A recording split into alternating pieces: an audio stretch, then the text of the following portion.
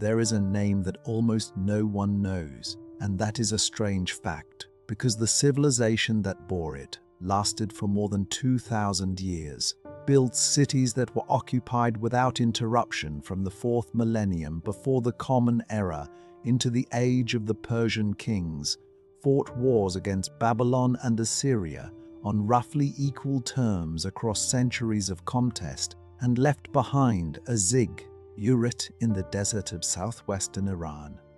It still stands, still intact at its lower levels, still rising from the flat plain in a way that makes very clear to anyone who looks at it that the people who built it were not a minor power working at the margins of the ancient world.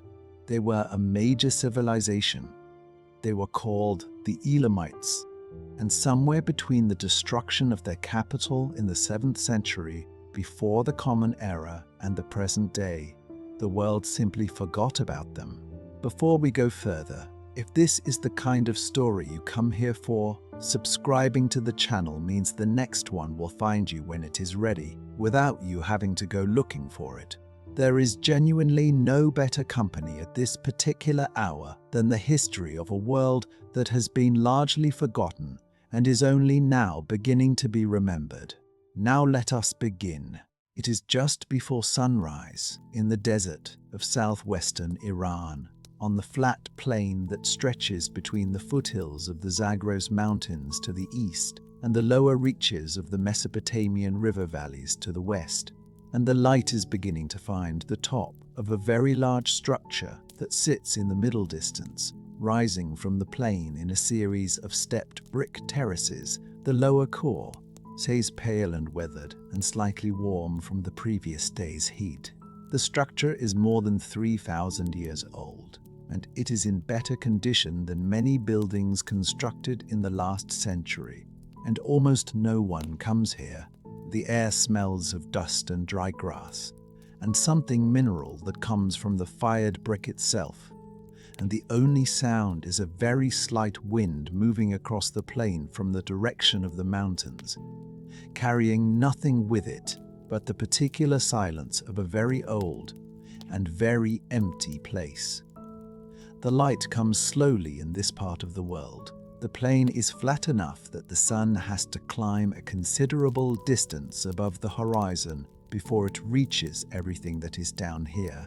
And in those minutes before it arrives, there is a quality to the air and the color of the sky that has no equivalent at other times of day.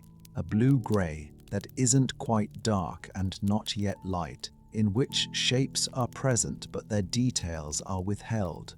In that light, the ziggurat is simply a mass, a volume of darkness against the paler sky, and you could stand here for several minutes before you understood what you were looking at. When the light finally reaches the lower courses and you can see the brickwork clearly, the regularity of it, the deliberateness of the construction, something changes. This was not made by time or accident. This was made by people who had a specific intention, who committed extraordinary resources of labor and material to the realization of that intention, and who understood that they were building something meant to outlast themselves. It has outlasted everything. The king who ordered it built, the priests who served its temples, the dynasty that funded it, the civilization that produced all of them, the civilization's enemies. Even the civilization that destroyed Elam and scattered salt on its ruins has itself become ancient history. The ziggurat remains because fired brick in a dry climate is very nearly permanent, and because no one who came afterward had sufficient reason to demolish something so large and so remote. It stands here in the desert, and it is called Chogha Zanbil, which is the modern Persian name for the site. And it is one of the best preserved monuments of the ancient world, and one of the least known, and the question of why that is, the question of why a structure of this quality and this age and this scale sits largely unvisited in the desert, while sites of considerably lesser antiquity and pre-excavation draw millions of tourists every year, is the question this story is really about. But we are getting ahead of ourselves. Before the ziggurat, there was the civilization that built it. Before the civilization at its height, there was a long and deep prehistory. A story of settlement and growth and identity formation that unfolded across millennia before anyone decided to build something large enough to still be standing when the next 3,000 years had passed.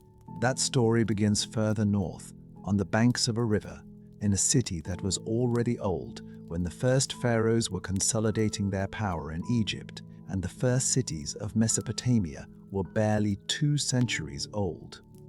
The city was called Susa, and it is one of the oldest continuously occupied settlements in the world. When archaeologists began excavating the mounds of Susa in the late 19th century, they found layers of occupation stacked on top of each other in the way that continuously inhabited cities develop their own geology, each generation building on the ruins of the last, the accumulated debris of thousands of years of human habitation, creating an artificial hill that rises above the surrounding plain. The lowest layers at Susa are more than 6,000 years old. To put that in terms that carry some weight, Susa was already an established settlement at a time when the very concept of writing had not yet been invented anywhere on Earth. When cuneiform script first appeared in the river valleys to the west, roughly 5,000 years ago, Susa had been there for 1,000 years ago. Susa had been there for 1,000 years already. This depth of occupation matters for understanding what Elam was and why it was the kind of civilization it became. Places that have been continuously inhabited for very long periods develop a particular quality of cultural continuity, a sediment of identity that persists through political disruption and military defeat and dynastic change in a way that newer settlements do not have time to accumulate. Susa was not the only major settlement in Elam, but it was the center of Elamite identity across most of the civilization's long history, the place to which the various regional powers of the Elamite world oriented themselves, the city whose name appears most frequently in both the Elamite records and in the Mesopotamian texts that describe Elam from the outside. The geography of Elam is worth understanding because it shaped everything the Elamites were and did. The territory that was Elam in its various historical periods occupied roughly what is now the southwestern corner of Iran, a region of significant geographic diversity running from the low, hot plains of the Khuzestan province near the Persian Gulf, which are climatically and topographically continuous with the Mesopotamian lowlands to their west, up through the foothills of the Zagros Mountains mountain, into the higher plateau country to the east. This variety of terrain was both an asset and a defining characteristic.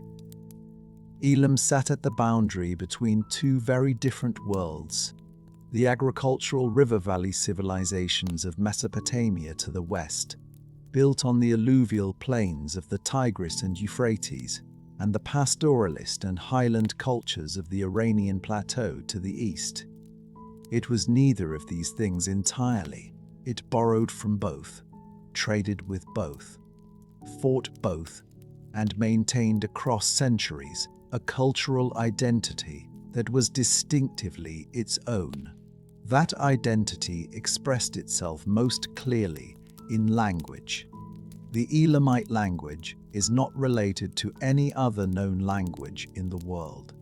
It has no confirmed family membership, no clear ancestor, no surviving descendant. Linguists call it a language isolate, which is the technical term for a language with no demonstrable relatives, and it is one of only a small number of ancient languages to have this status. The Elamites wrote it for more than 2,000 years. First in a script of their own invention that scholars call Proto-Elamite and that remains undeciphered, and later in a version of cuneiform borrowed from their Mesopotamian neighbors. That the language itself survived the adoption of a foreign writing system is a measure of how deeply rooted it was. The Mesopotamians wrote in cuneiform. The Elamites also used cuneiform, but they used it to write Elamite, which is a choice that says something about the strength of cultural identity in a civilization perpetually bordered by more powerful neighbors who were, in various periods, also cultural models. The religion of Elam was similarly its own, organized around a set of deities who had no equivalents in the Mesopotamian pantheon, whose names and functions were specific to the Elamite world. The great god Inshushinak was the lord of Susa, and one of the most important figures in the Elamite religious system, a deity associated with the underworld and with justice, who was worshipped continuously in Susa across the entire known history of the city. Napirisha was a creator god associated with fresh water and the sustaining of life, whose name appears compounded with those of Elamite kings in the naming conventions that declared royal connection to divine authority. These gods were not worshipped anywhere else. They were Elamite, and they remained Elamite even as Mesopotamian cultural influence washed over the civilization in waves throughout its history. The relationship between Elam and its Mesopotamian neighbors shaped Elamite civilization in ways that go beyond the obvious. Trade was fundamental, because Elam had access to materials that the River Valley civilizations needed desperately. Timber from the Zagros forests, copper and tin from the highland regions to the east, lapis lazuli that came through Elamite territory from sources further into Central Asia. The Mesopotamian cities were built on alluvial plains that had almost no stone and no timber of their own, which made them dependent on trade networks running through or past Elam for a considerable portion of their construction material and their luxury goods. This dependency gave Elam economic leverage that was real and lasting, a position as a necessary intermediary in the exchange systems that connected the urban civilizations of the West with the resource-rich highlands of the East. And it meant that even in periods when Elam was militarily weaker than its neighbors, it retained a strategic importance that prevented its complete absorption. The art that Elam produced across its long history reflects this position at the intersection of multiple worlds. Elamite metalwork from the second millennium before the Common Era includes objects that draw simultaneously on Mesopotamian decorative traditions and on styles that have no equivalent in the River Valley cultures, a visual language that belongs to Elam specifically and that cannot be accounted for by influence from any single neighboring tradition. The glazed brick decoration that covers parts of Chogha Zanbil, fragments of which are preserved today, uses a color palette and a design vocabulary that is recognizably distinct from contemporary Mesopotamian art, even while it uses some of the same technical processes. Elam made things that looked like Elamite things, and this isn't a trivial observation. It means there was a stable and sufficiently confident artistic tradition that could absorb external influences without losing its own character. The political structure of Elam was also distinctive, organized around a system that had no close parallel in the Mesopotamian world. For much of its history, Elamite political authority was divided between a paramount ruler, a king of Anshan and Susa, who claimed sovereignty over the whole territory, and a network of regional rulers with their own dynastic claims and their own administrative power. This system was liable to the tensions and conflicts that any divided authority produces. And Elamite history is marked by periods of internal fragmentation and civil conflict that weakened the civilization at moments when it needed to present a unified face to the world.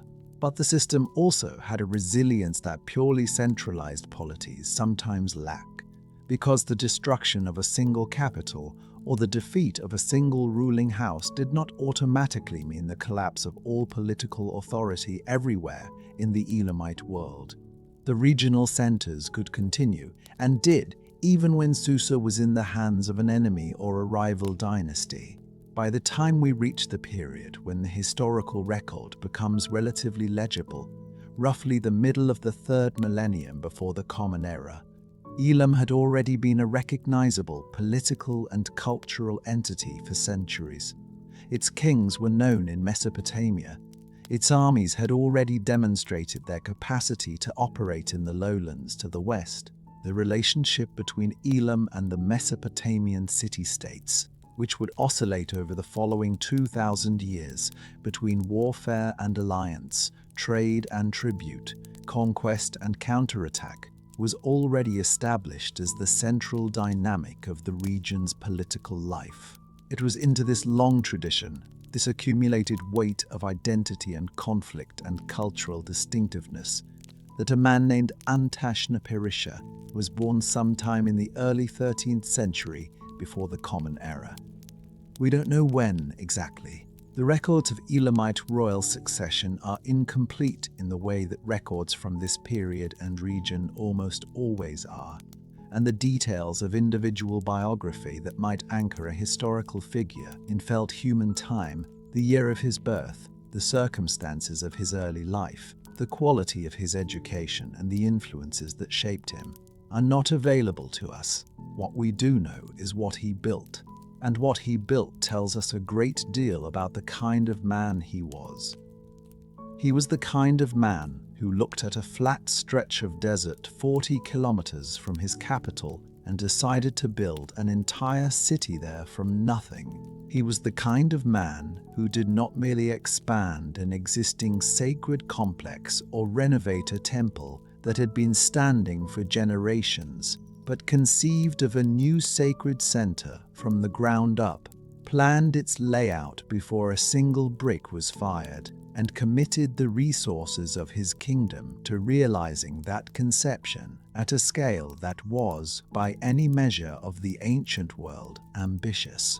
The ziggurat at the center of his new city was to be the largest structure in the Elamite world, a monument that would speak for his civilization in a register that politics and military power could not reach. A structure whose purpose was not strategic or economic, but entirely, deliberately, and purely religious. That city and that ziggurat and the particular kind of ambition they represent is where this story properly begins. The city of Susa, in the 4th millennium before the Common Era, was not yet the capital of anything. It was something older and in some ways more interesting than a capital.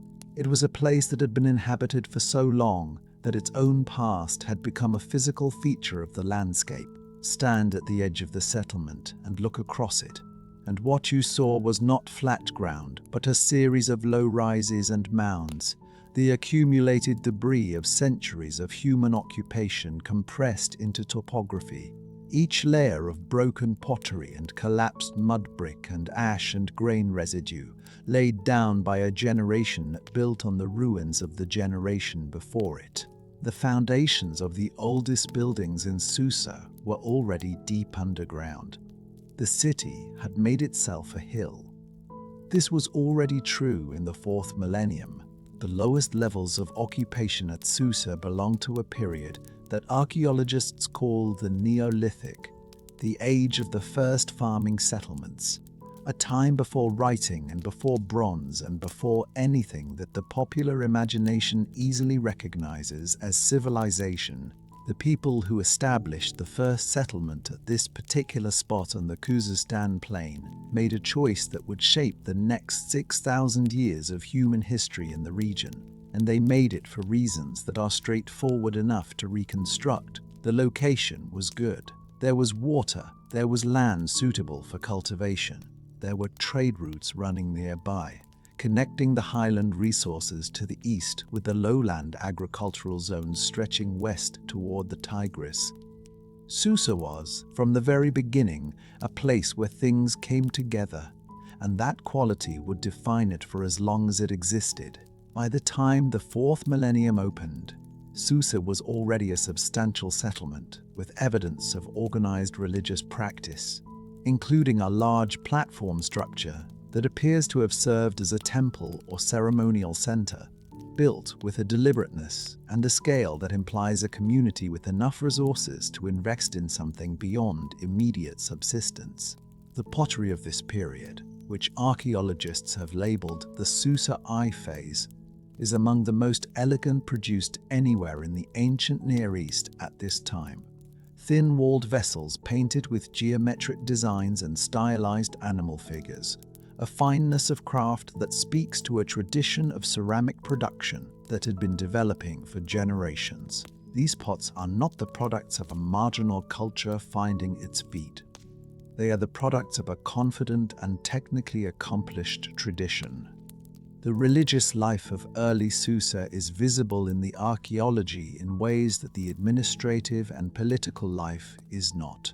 The large platform structure from the Susa I period is almost certainly a temple or its precursor, and the offerings found in the surrounding area, the pots and the figurines and the objects deposited as gifts to the gods, speak to a community that was investing real resources in the relationship between the living and the divine. This is not unusual for communities at this period, but the consistency of the investment across centuries at Susa is striking. The site kept being a sacred center through political changes and dynastic disruptions and external conquests in a way that suggests the religious tradition had a weight and a continuity, independent of whoever happened to be in political control at any given moment. The gods of Susa outlasted many of the kings who claimed to serve them, and that continuity was one of the things that made Susa what it was across the very long arc of its history. The relationship between the city and its gods was one of the organizing principles of Elamite political life from the beginning. The king of Elam was not merely a military leader or an administrative official. He was the servant of the gods, the earthly representative of divine authority, and his legitimacy depended in part on his ability to demonstrate that relationship through building and maintaining the sacred structures where the gods were housed and the rituals through which their will was made known. The great god Inshushinak, lord of Susa and keeper of the tablets on which the fates of the dead were recorded, was the city's most important divine patron, and the temples dedicated to him at Susa were among the most significant structures in the Elamite world across a period of at least 2,000 years. To be the king who built or rebuilt or expanded the temple of Inshushinak was to make a claim about your relationship with the divine that went beyond personal piety into the foundations of political authority itself. It was out of this long, deep occupation that what scholars call the Elamite civilization eventually emerged. Though the word emerged understates the gradualism of the process, there was no moment when Elam suddenly appeared, fully formed, with a king and a language and a set of gods and a foreign policy. What happened was something much slower. The accumulation of shared practices, shared gods, shared administrative systems, and shared enemies across a territory large enough to require coordination and small enough to permit it. By the time the historical record becomes legible, the civilization is already old. Its character is already set.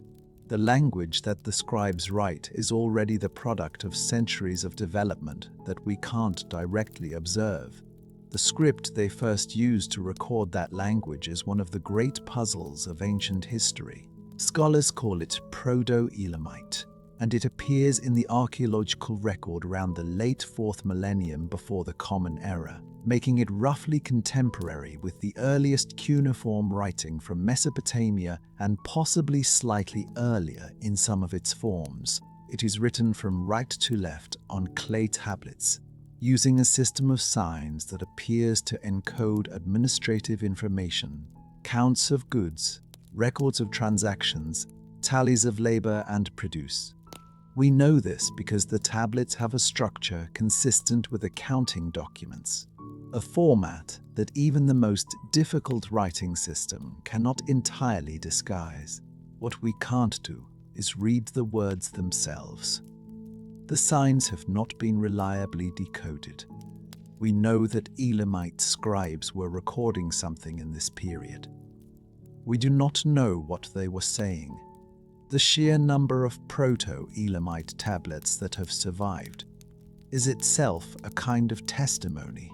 Archaeologists have found them across an enormous area, not just at Susa, but at dozens of sites scattered through southwestern and highland Iran, from the Khuzestan lowlands up through the Zagros mountain passes and into the plateau country to the east. The distribution tells us that whatever Proto-Elamite was encoding, it was being encoded over a territory far larger than any single city's hinterland, that there was an administrative system complex enough to require written records at multiple locations simultaneously. This is what a state looks like from the outside when you cannot read its documents. You can see that it is organized. You can see that it has reach. You cannot hear what it is saying. What the distribution of Proto-Elamite tablets also tells us is that the Elamite administrative system was, at some point in the late 4th millennium before the Common Era, among the most sophisticated in the world, at a time when urban civilization was still in its very earliest phases, when the first cities were barely a generation old. There was already a literate bureaucracy operating across a large portion of southwestern Iran, keeping records, moving goods, tracking people and labor and resources, with a systematic attention that implies a state apparatus of real complexity. Whatever we think of the Elamites based on their later history, we have to begin with the recognition that they were among the first people on Earth to solve the administrative problem of scale, the problem of how you manage a territory too large and complex for any single person to hold in memory. They had writing, they had it early, and they had it in a form that was entirely their own. This is the silence at the center of Elamite history, and it sits here at the very beginning of the story, before the kingdoms and the wars and the building projects. It is worth pausing with it for a moment because it shapes everything that follows. The failure to decipher Proto-Elamite is not for lack of effort. The script appears on thousands of tablets spread across dozens of sites, from Susa westward and from highland Iran to the eastern edges of Elamite territory, which tells us that whatever system it encoded was widely used and administratively important. The challenge is that the Elamite language itself is so poorly understood that even later Elamite texts, written in a version of cuneiform that should in principle be readable, are difficult to interpret. When you do not fully understand the language, deciphering an unknown script for it becomes very much harder. The problem compounds itself. We cannot read the script because we do not understand the language. And we do not understand the language partly because so many of its texts remain in an unread script. What this means for the history of Elam is that the civilization's own account of its early period does not exist for us. When we read about Elam in the 3rd and 2nd millennia before the Common Era, we are mostly reading what the Mesopotamians wrote about their eastern neighbor, which is not the same thing as what the Elamites would have written about themselves. The Mesopotamian texts are valuable, and they are in some respects quite detailed, but they were written by people with specific interests and specific perspectives, people for whom Elam was primarily a military and political problem rather than a culture with its own internal life and its own understanding of its own significance. The Elamites do not appear in these texts as a people with a history. They appear as an enemy, a trading partner, a conquered subject, a dangerous rival. The richness that every civilization has in its own self-understanding, The stories it tells about its origins and its gods and its great deeds is simply not available to us for most of Elamite history. What we have instead is the archaeology, and the archaeology is, in its own way, as eloquent as any text. The physical evidence from Susa and from the other major Elamite sites tells a story of continuous occupation, continuous cultural development, and continuous engagement with the wider world that contradicts any reading of Elam as a passive or peripheral civilization. The objects that come out of the ground at Susa across the 4th and 3rd millennia before the Common Era are objects made by people who knew what they were doing. The pottery, the metalwork, the cylinder seals used to stamp ownership or authority into clay, the figurines and the votive objects deposited in temples. These things have a quality that implies not just skill but tradition, the kind of accumulated craft knowledge that is transmitted across generations through apprenticeship and practice and the maintenance of standards that the community recognizes and upholds. The relationship between Elam and its Mesopotamian neighbors during the early and middle periods of its history was shaped by a peculiar dynamic, genuine rivalry coexisting with genuine mutual dependence. Elam needed the trade networks that ran through Mesopotamia to connect it with the wider ancient world. It needed access to the markets that the great Mesopotamian cities represented. It benefited from the ideas and technologies that circulated in that world. The writing system and the administrative methods and the artistic conventions that it adopted and adapted over centuries of contact. But it also resented the periodic Mesopotamian attempts to assert political control over the Elamite lowlands, and it had both the military capacity and the institutional continuity to mount effective resistance to those attempts over and over again. The relationship was, in this sense, one of the defining relationships of the ancient world, a long-running negotiation between two civilizations that needed each other and threatened each other simultaneously, that influenced each other's development in ways neither fully acknowledged and that were, despite everything, permanently linked by the geography that placed them side by side across 2,000 years of contested history. The records from this period that survive in readable form give us a fragmentary but genuine picture of this relationship. Letters from Elamite rulers to Babylonian kings discuss trade disputes and border incidents and the fate of prisoners with the careful formality of ancient Near Eastern diplomacy. Legal documents record the settlement of commercial disagreements between Elamite and Mesopotamian merchants. Through all of this runs the thread of Elamite distinctiveness. The language in the Elamite texts is always Elamite. The gods invoked are always Elamite gods. The political claims made by the Elamite rulers are always grounded in Elamite tradition rather than borrowed from the Mesopotamian world. They engaged with that world on their own terms. The cylinder seals are particularly telling.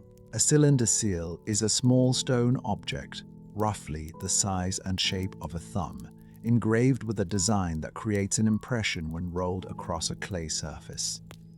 The technology is simple, and the resulting impression is distinctive and difficult to replicate without the original seal, which made it ideal for authenticating documents and marking property.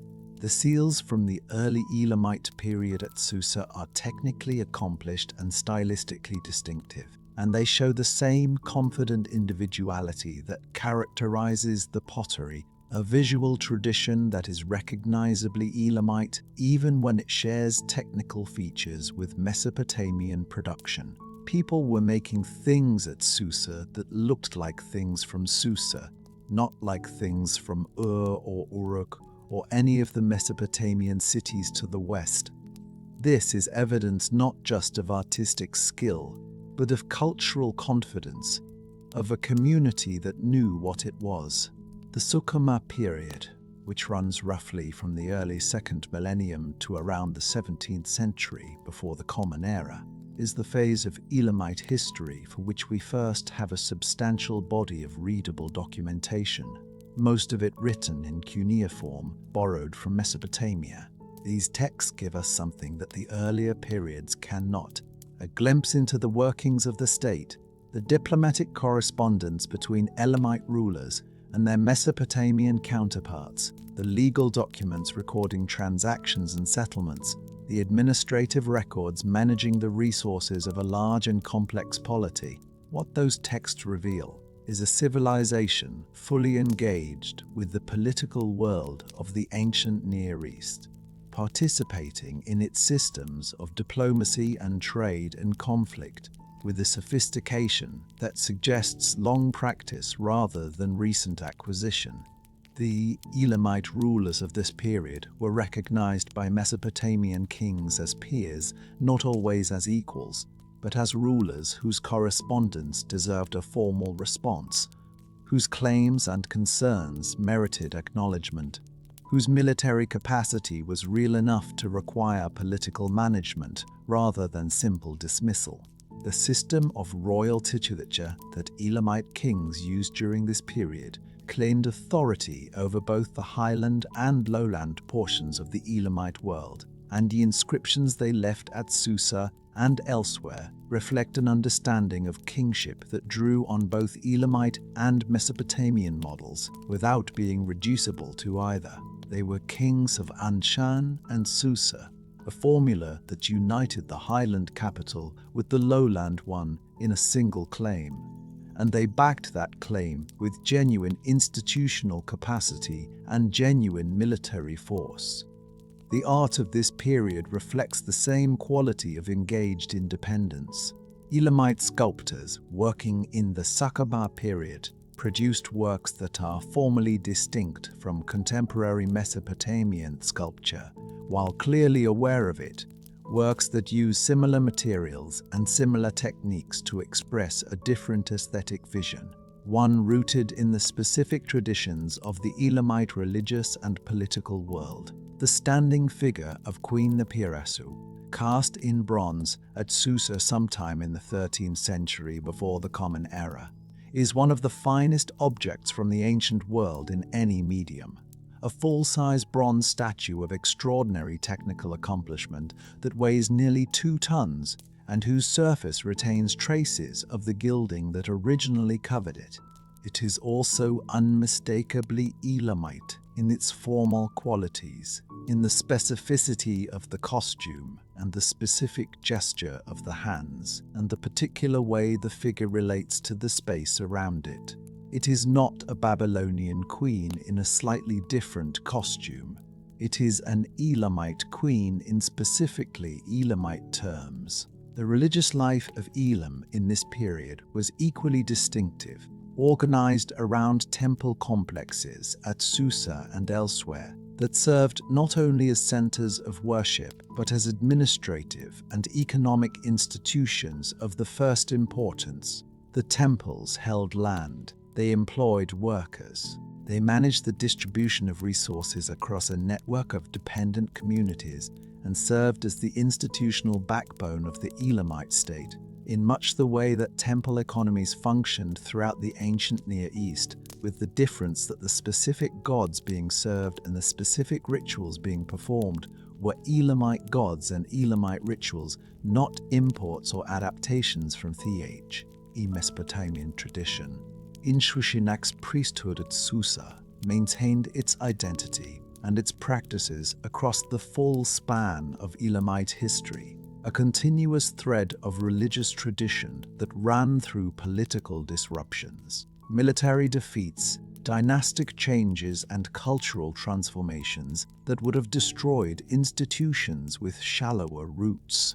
What made Elam distinctive from its earliest phase was not its military power or its territorial extent, both of which would fluctuate enormously across the following 2,000 years, but its consistent maintenance of a cultural identity that refused to be absorbed by the more visible and more thoroughly documented civilizations pressing against it from the West. The language was its own. The religious tradition was its own. Even the script they used for their earliest records, the system scholars call Proto-Elamite, was their own. and it remains unread, which means that Elam's earliest voice has not yet been heard, and the silence at the center of this civilization's history begins, appropriately, at its very beginning. And that is where we leave the deep foundations of Elamite civilization, the long accumulation of identity and language and religious practice that made Elam what it was before anyone outside the region had reason to pay particular attention to it. We can move forward now, roughly 1,000 years into the 13th century before the Common Era, to a moment when Elam was at the height of its political confidence, its kings acknowledged as major players in the diplomatic world of the ancient Near East, its armies capable of projecting power into the heart of Mesopotamia. What happened next was the most ambitious act of architectural creation in the entire history of Elamite civilization. And it was the decision of a single king who wanted to build something that would speak for his world in a way that words, even words fired into clay, could not fully accomplish. A stretch of flat desert plain in the Khuzestan region, roughly 40 kilometers southeast of Susa, in the early 13th century before the Common Era.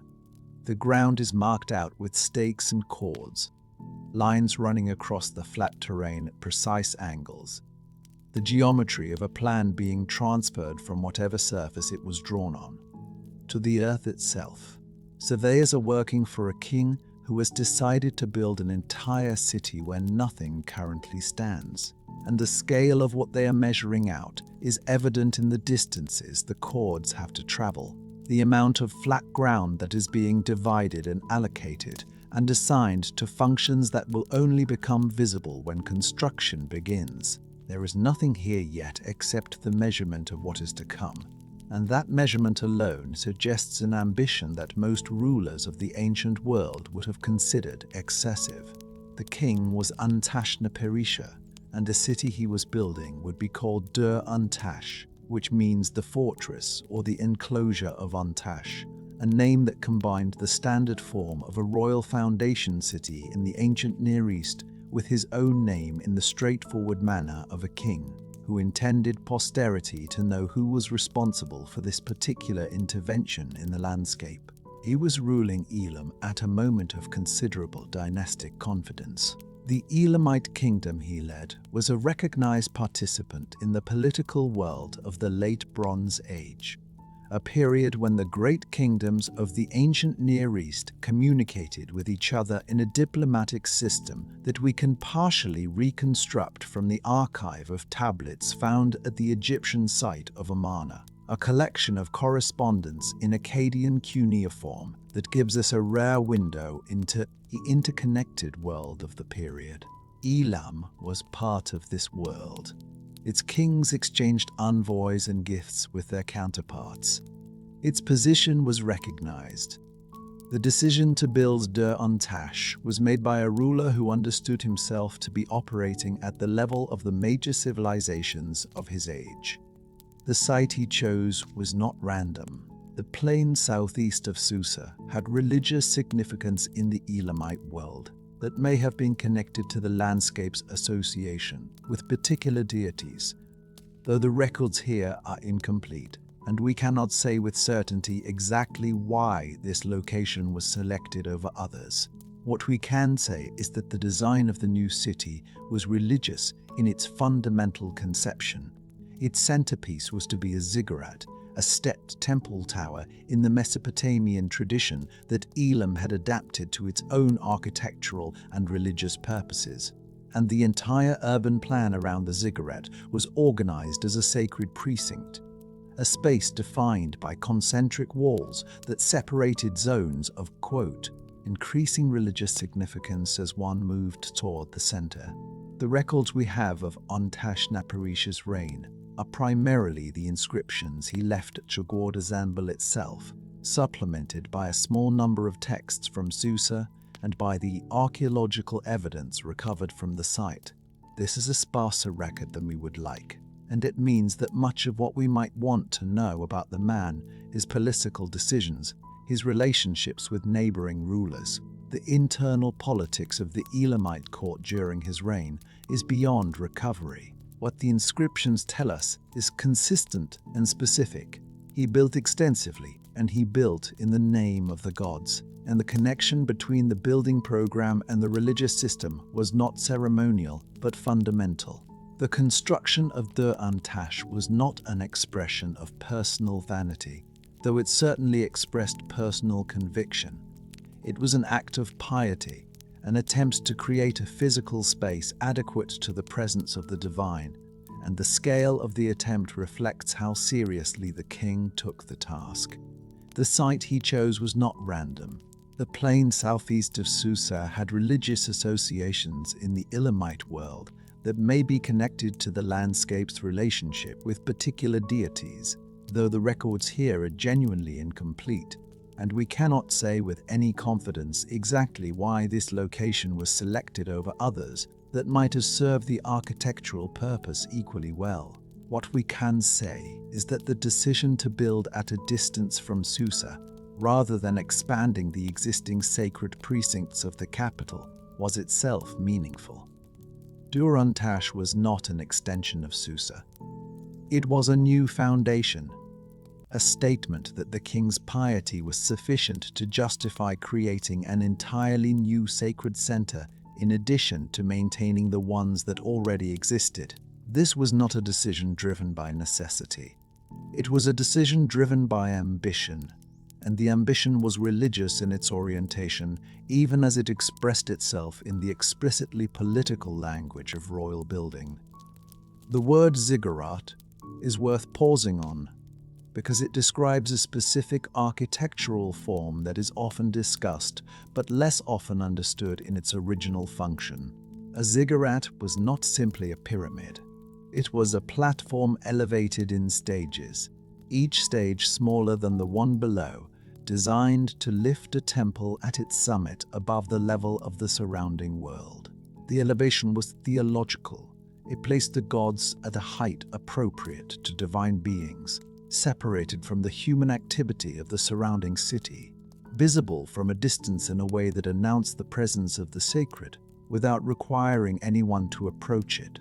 A ziggurat was a piece of landscape redesign with religious intent, an assertion that this particular point in the flat terrain was different from all the surrounding terrain, that it had been claimed for purposes beyond the human, and that the civilization responsible for its construction understood the relationship between earth and sky in a particular way.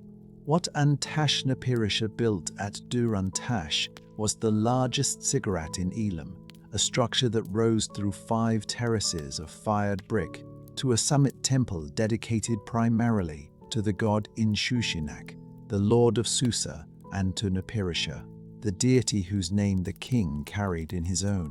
The dimensions of the structure are worth stating plainly. The base measured approximately 105 meters on each side, and the full height, though the upper levels have not survived, was estimated from the surviving lower courses and from the pattern of other ziggurats of similar construction to have risen to somewhere between 50 and 60 meters above the surrounding plain.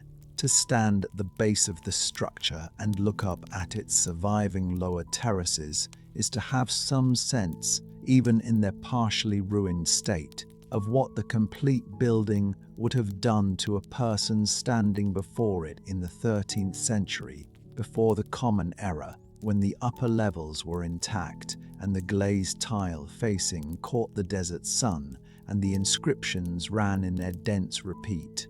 D rows around every surface. The inscriptions are one of the most remarkable things about Chogha Zanbil, and they are worth dwelling on for a moment before we continue.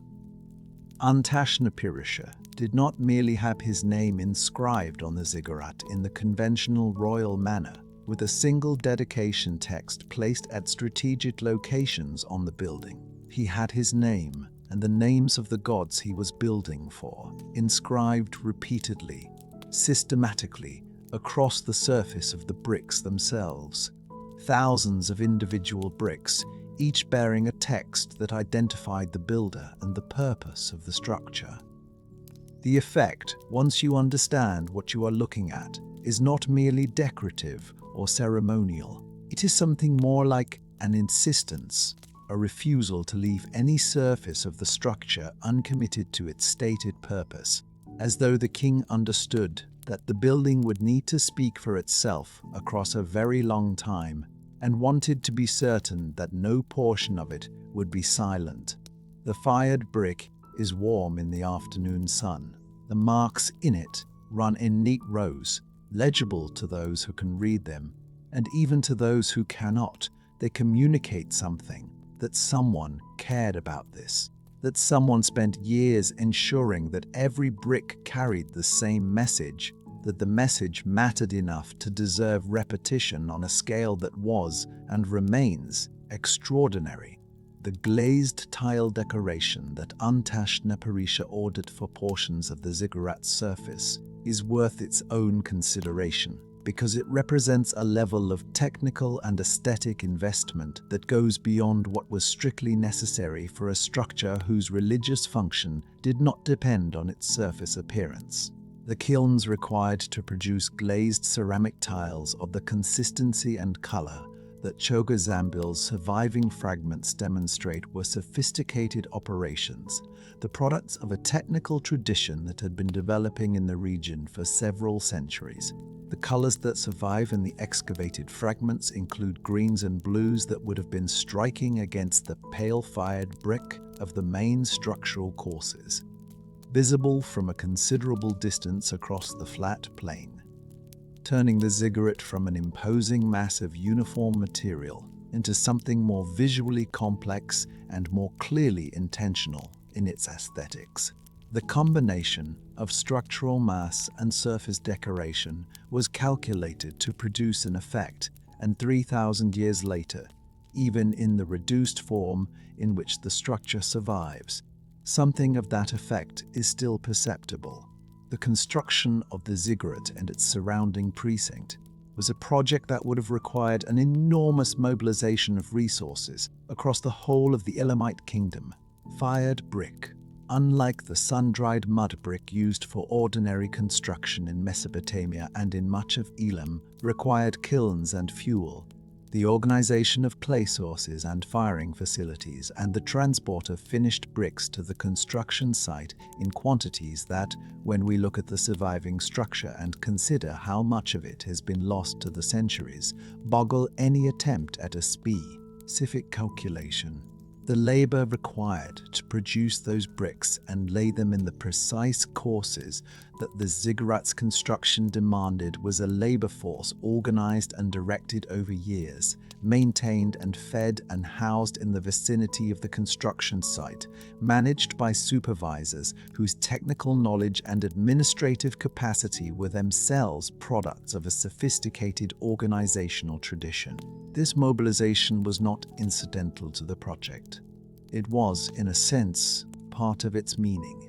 A king who could command this kind of resource commitment was demonstrating his authority in the most concrete possible form, translating political power into permanent material. The ziggurat was a building, but it was also an argument, a three-dimensional assertion about what Elam was and what its king was capable of, addressed both to the gods being honored and to the human observers who would see the structure rising from the plain and understand its message without needing to read a single inscription. The procurement of materials for a construction project of this scale required a supply chain that ran across the entire Elamite world and beyond. The fired brick that forms the bulk of the ziggurat's surviving mass was produced locally from clay sources near the Khuzestan plain, but the timber needed for scaffolding and for the internal structural elements of the upper levels had to come from the Zagros forests to the east, a significant logistical undertaking across difficult terrain. The metals used in the decorative elements, the bronze fittings and the gold leaf that adorned the temple at the summit, came from sources that Elamite trading networks accessed through the highland regions to the north and east. Bitumen, used as a mortar and sealant in the lower courses of the structure, came from natural seeps in the Khuzestan region and was available in quantity, one of the few raw materials that Elam could produce without external trade. The organization of all these supply lines simultaneously, while maintaining the construction program and the ordinary administrative functions of the kingdom, was a management achievement of considerable complexity, and its success is itself evidence of the organization capacity of the Elamite state at the height of its Middle Elamite period. The city around the ziggurat was planned with a care that suggests Untash-Napirisha had a comprehensive vision for what Dur-Untash was supposed to be and how it was supposed to function. 3 concentric enclosure walls define the city's structure, the innermost surrounding the ziggurat itself, and the most sacred of the temple buildings. The middle enclosure containing additional temples and subsidiary religious structures, and the outer wall encompassing the residential and administrative quarters of the city that would support the religious life at its center. The temples within the precinct were dedicated to a range of Elamite and Mesopotamian deities, which is itself a significant detail. The king was not building a site for the exclusive worship of Elamite gods, but a religious complex that incorporated the major divine figures of both the Elamite and the Mesopotamian traditions, an architectural expression of the in-between position that Elam occupied in the ancient world. Archaeologists working at the site in the 20th century, particularly the French excavations led by Roman Gershman in the 1950s and 1960s, found evidence of religious installations dedicated to more than a dozen different deities within the precincts of Dur-Untash.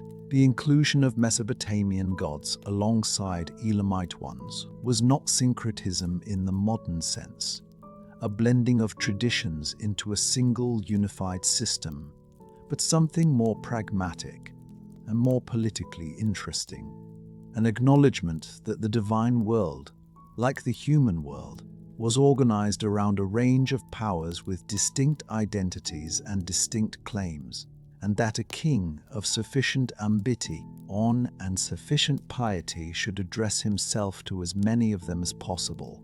The city was occupied, though perhaps not as fully as its builder intended. There is evidence of habitation in the residential quarters and of active cult practice in the temples, but the scale of the city as planned was never fully realized in terms of population, and the inscriptions and archaeological record both suggest that Dur-Untash functioned primarily as a pilgrimage and ceremonial center rather than as a thriving urban settlement with a large permanent populatio. This is not unusual for sacred cities in the ancient world. Many were built to a scale that expressed religious ambition rather than demographic reality, and the gap between the grandeur of the architecture and the modest scale of the daily life conducted within it was itself a statement about priorities.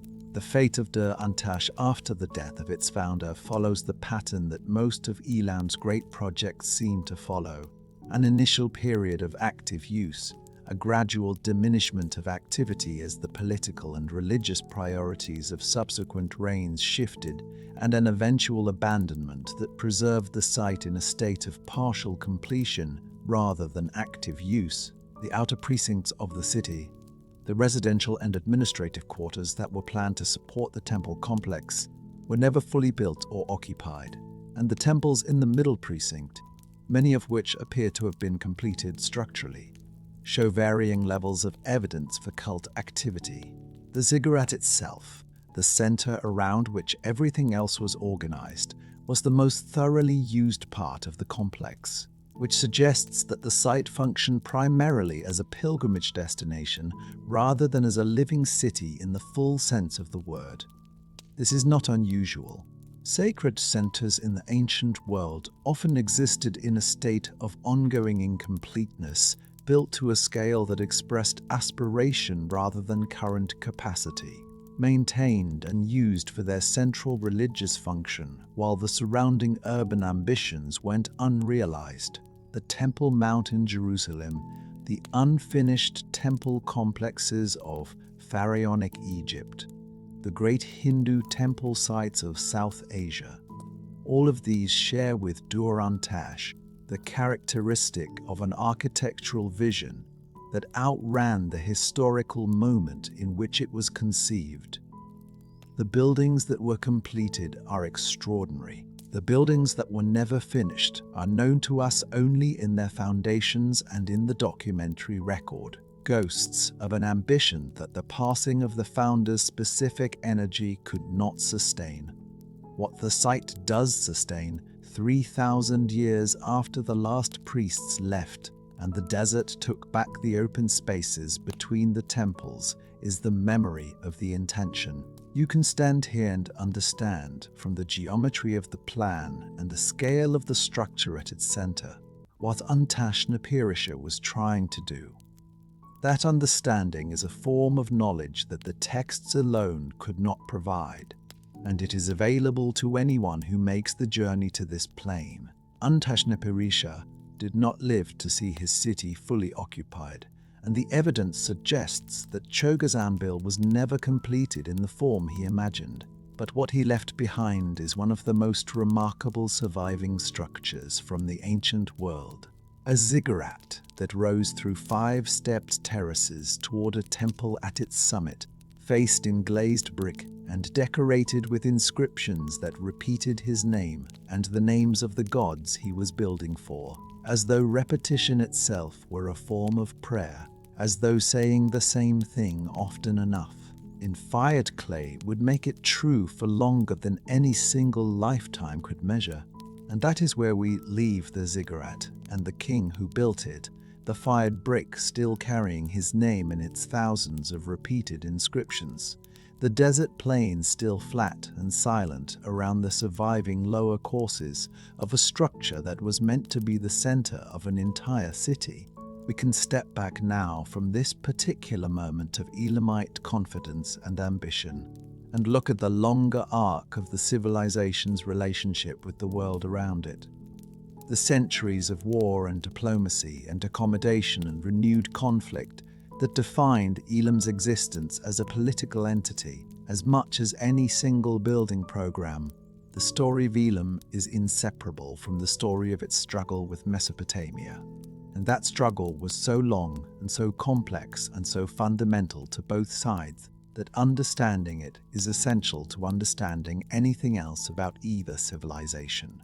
The border between Elam and the Mesopotamian world in the second millennium before the Common Era was not a line on a map. It was more like a zone, a stretch of territory along the lower Tigris River and its tributaries where Elamite and Mesopotamian political authority faded in and out of each other in a way that made clear designation of ownership genuinely impossible.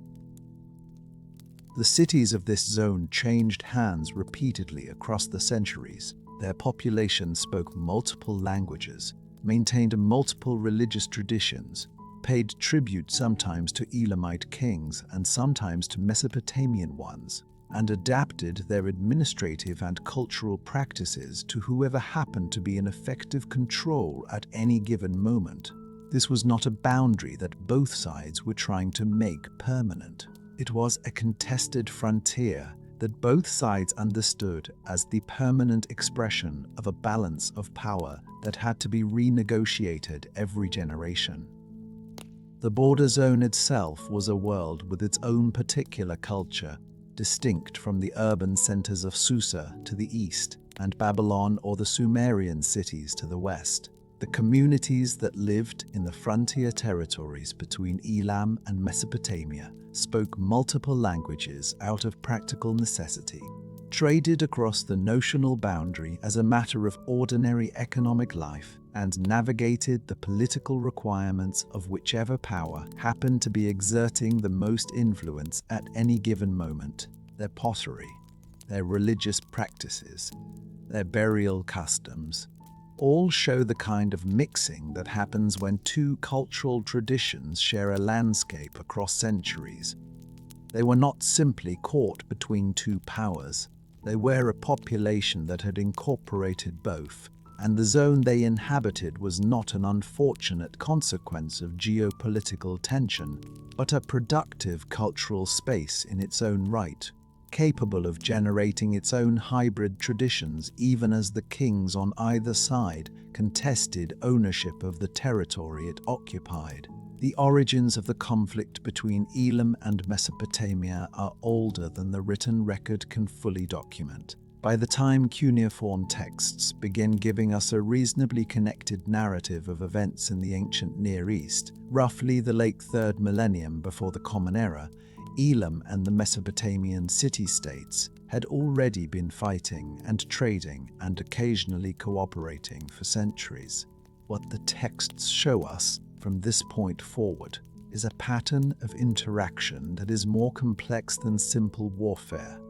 Elamite kings sometimes campaigned deep into Mesopotamia, sacking cities and carrying off statues of gods and royal treasures as markers of dominance.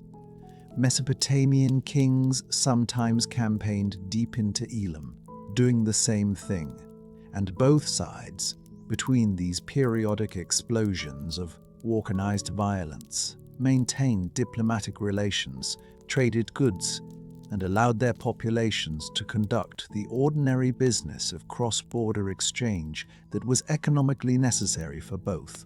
The relationship was antagonistic and interdependent simultaneously, and this combination is harder to maintain in memory than a simpler story of perpetual enemies would be. What we tend to retain from ancient history is the drama of decisive conflict, the battle that ended something, the siege that reduced a city to ruins, the moment when one side finally prevailed and the other ceased to exist. The Elamite-Mesopotamian relationship was not that kind of story. It was a story of ongoing competition that neither side definitively resolved, and that kind of story is harder to narrate and harder to remember than a cleaner arc of rise and fall. Before we reach the most dramatic episodes of this long contest, it is worth dwelling on how the conflict functioned in its less spectacular phases. The periods between the major campaigns when both sides maintained a kind of armed coexistence that was neither peace nor open war. The trade routes that ran through Elamite territory to the highland resources of the Iranian plateau were too economically important for Mesopotamian cities to abandon, even when political relations were hostile, and the Elamite cities of the lowlands were similarly dependent on the agricultural surplus of the Mesopotamian plain and on the manufactured goods that the river valley cities produced. This economic interdependence was a persistent, moderating force on the conflict. Both sides had strong material incentives to maintain channels of exchange even while their armies periodically fought each other, and the diplomatic records from the period show a pattern of peace agreements, trade treaties, and royal marriages that ran in parallel with the military confrontations rather than being interrupted by them. Elamite texts from the Middle Elamite period, covering roughly the 14th through 12th centuries before the Common Era, include correspondence with Babylonian kings that isn't notable for its relatively measured tone. Two rulers conducting business with each other across a political relationship that was complicated but not simply hostile. The Elamite kings of this period understood themselves as peers of the Babylonian and Kassite rulers they dealt with, and the correspondence reflects this self-understanding. It's the communication of equals who have specific grievances and specific requests, not the communication of a subordinate power seeking accommodation with a dominant one. Elam, in this period, was not asking permission. It was negotiating terms. There are specific episodes within this long competition that are worth examining for what they reveal about the texture of the relationship. One of the most dramatic is the Elamite sack of Babylon, which occurred around 1505 before the Common Era at the end of the Kassite period in Mesopotamian history, when a weakened Babylonian dynasty was finally overcome by Elamite military force. This was a genuine Elamite triumph, and the Elamites made the most of it. they carried off from Babylon a range of objects that had become symbols of Babylonian legitimacy and divine favor, including the famous stele of Hammurabi, the great Babylonian law code, and the statue of the god Marduk, that was the most sacred object in the Babylonian religious tradition. These objects were brought to Susa, where they remained, and where some of them were found by archaeologists in the early 20th century, identifiable as Babylonian by their inscriptions and their style and their distance from any context that would explain their presence in Elamite territory, except as the trophies of conquest. The stele of Hammurabi, now in the Louvre and one of the most famous objects from the ancient world, spent several centuries in Elam before French excavators found it in Susa. This is a fact that tends not to be emphasized in the object's museum presentation, understandably enough, since the story of what it contains, the legal codes of the great Babylonian king, is more interesting to most visitors than the story of how it traveled. But it is a fact that tells us something important about how the ancient world worked and about the specific military and cultural reach Hat Elam was capable of at its peak. Elam was capable of taking the most sacred and prestigious objects of its most powerful neighbor and holding them for centuries. That is a form of power that deserves recognition. The stele sat in Susa for centuries. It was there when the Elamite dynasty was at its height, and it was still there when that dynasty began to decline, and it was recovered from the ruins of the city long after Elam itself was gone. There were moments in this long contest when Elam was clearly the stronger party, and those moments are worth dwelling on precisely because they tend to be less well known than the moments of Elamite defeat. The sack of the sacred city of Nippur by Elamite forces in the 12th century before the Common Era was an act of deliberate religious desecration as much as a military operation, aimed at the symbolic heart of the Mesopotamian world in a way that made clear the Elamites understood how to hurt their enemies in the dimensions that mattered most to them. The carrying off of divine statues from conquered cities was a standard practice of the ancient world, understood by both sides as a statement about the relative favor of the gods. And when Elamite kings carried Babylonian gods back to Susa, they were making a theological as well as a political argument that their gods were stronger than their enemies' gods, that the outcome of the battle, demons, rated something about the divine order of the world and not merely about the relative military capacity of the two armies. These are not small claims. They are claims about the fundamental structure of reality, about which civilization the divine powers of the universe had chosen to favor, about whose religious practice was most correctly aligned with the will of the cosmos.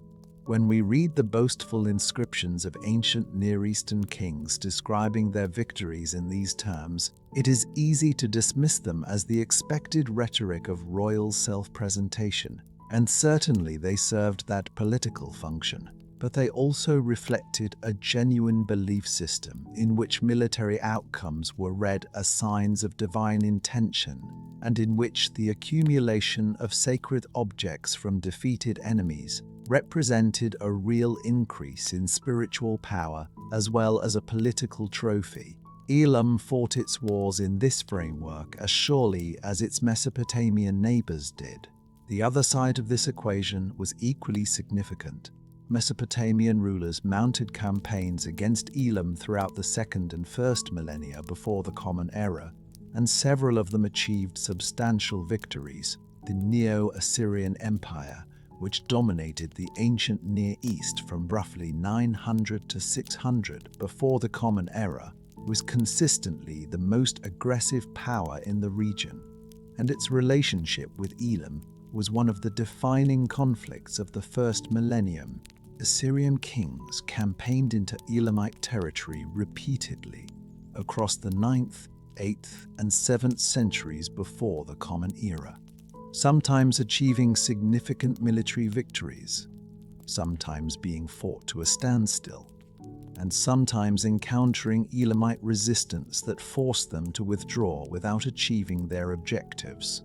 The specific geography that made Elam hard to conquer also made it hard to understand from the outside. The Zagros Mountains, which formed the eastern edge of Elamite territory and provided its most secure defensive redoubt, were a world that the flatland cultures of Mesopotamia found genuinely alien. The Mesopotamian armies that operated most effectively on the open plains, where their cavalry and their chariots and their logistics trains were most useful, found themselves at a significant disadvantage in the mountain terrain, where supply lines were long and vulnerable, where the local population knew the terrain in ways that an invading army could not replicate, and where the Elamite forces could choose when to engage and when to withdraw without the invaders having much ability to force either outcome. The mountains did not make Elam invincible, but they made Elam expensive to subdue, and that expense was a factor in the calculations of every Mesopotamian ruler who contemplated a campaign to the east. Elam was not an easy target. Its geography was part of its defense. The foothills of the Zagros, which began not far east of Susa, provided natural defensive terrain that Assyrian armies, organized and equipped for operations on the open plains of Mesopotamia, found difficult. The highland regions of Elamite territory were essentially inaccessible to the kind of large-scale military campaign that the Assyrians excelled at. A determined Elamite king could withdraw from the lowland territories toward the Zagros and maintain a functioning state in the highlands, even when the plains were occupied by a foreign army. And this capacity for strategic retreat gave Elam a resilience that more geographically exposed civilizations lacked. The records are frustratingly incomplete on this point, and we cannot fully reconstruct the Elamite decision-making process or the internal debates that must have accompanied major strategic choices. What we do know is the outcome of those choices, and the outcome suggests a sophisticated understanding of geopolitical positioning that went beyond simple military calculation. The Elamite perspective on the Long War is, inevitably, harder to reconstruct than the Mesopotamian one. The Assyrian annals, which are among the best preserved historical records from the ancient Near East, describe the campaigns against Elam from the Assyrian point of view with a vividness and specificity that makes it easy to imagine the conflict through Assyrian eyes. The Elamite records that survive from the same period are fewer and less detailed, partly because the Elamites wrote less about military matters in the formal record, and partly because the physical records they did produce were more vulnerable to destruction, stored in a capital city that was eventually sacked and burned, rather than preserved in the administrative archives of an empire that outlasted the period. The Elamite kings also understood how to use their position as a counterweight to Assyrian power to build alliances with other Mesopotamian states that were equally threatened by Assyrian expansion. Babylon, which had its own difficult relationship with Assyria, was a natural partner for Elam in these arrangements, and the history of the 8th and 7th centuries before the Common Era includes a number of Elamite-Babylonian alliance episodes, in which both states coordinated their military and political responses to Assyrian pressure. These alliances were never entirely stable, partly because Elam and Babylon had their own complicated history of conflict, and partly because the strategic interests of the two states were not always perfectly aligned. But they were real, and they complicated the Assyrian position enough that Assyria could not simply eliminate the threat from the east, as long as Elam remained capable of projecting force into the lowlands. The Long War was not simply a story of outside forces pressing on Elam. It was also a story of Elam pressing outward, of Elamite armies operating hundreds of kilometers from their home territory, of Elamite political influence reaching into the internal affairs of Babylonian and Assyrian dynastic succession, of Elamite kings making decisions about when to intervene and when to hold back that shaped the history of the entire region. Elam was not merely a reactive civilization, defending itself against more powerful neighbors. It was an active participant in the political life of the ancient Near East, capable of initiative as well as response, capable of shaping events rather than simply being shaped by them. The last phase of Elam's independent existence, the period running roughly from the mid-8th century to the mid-7th century before the Common Era, was shaped entirely by the pressure of Neo-Assyrian expansion. The Assyrian Empire under Tiglath-Pileser III and his successors was a military and administrative machine of a kind that the ancient Near East had not seen before, capable of projecting force over enormous distances, equipped with sophisticated siege technology, organized for sustained campaigns across multiple seasons, and ruthless in its treatment of populations that resisted.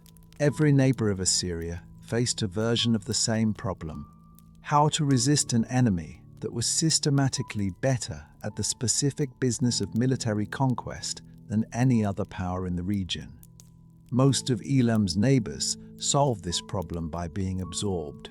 Elam held on longer than most, partly through the geographic protection of the Zagros and partly through the diplomatic skill with which successive Elamite kings navigated the increasingly constrained space available to them as Assyria expanded. What the long war between Elam and Mesopotamia produced over the course of centuries was not a winner and a loser so much as two civilizations that defined themselves partly in relation to each other, each shaped by the encounter with a neighbor that was powerful enough to be genuinely threatening and different enough to be genuinely threatening and different enough to be genuinely foreign. Elam was never conquered for long. It was never fully absorbed. It bent under the pressure of Mesopotamian military power, and it returned, and it fought again, and the cycle continued for so long that by the time the final blow came, it was almost impossible to recognize it as different in kind from all the blows that had come before. And that is where we leave the long contest, the centuries of border warfare and diplomatic maneuvering and strategic alliance and renewed conflict that defined Elam's relationship with the world to its west. We can move forward now into the first half of the 7th century before the Common Era, into a period when the pressure from Assyria was no longer intermittent but constant, no longer one of the recurring pressures that Elam had learned to absorb and outlast, but something qualitatively different. A sustained campaign of destruction aimed not merely at beating Elam militarily, but at eliminating it as an organized civilization capable of ever threatening Assyria again. What happened next was both a continuation of everything that had come before and something that Elam, for all its resilience, was not able to survive. At the Palace of Nineveh, some time after 647 before the Common Era, a scribe was sitting down to work on a particular inscription. The work was not unusual in form. Assyrian kings routinely commissioned detailed accounts of their military campaigns, written in Akkadian cuneiform on clay tablets or on stone slabs, recording the king's victories in language that combined a methodical listing of places destroyed and peoples defeated, with a religious framing that presented the campaign as the will of the great god Ashur. What made this particular inscription different from the routine annalistic record was the specific nature of what it was describing and the specific quality of satisfaction that runs through its language. Ashurbanipal, the king of Assyria, was describing what he had done to Elam, and the description is remarkable for its thoroughness and for the evident pleasure the author took in the comprehensiveness of the destruction.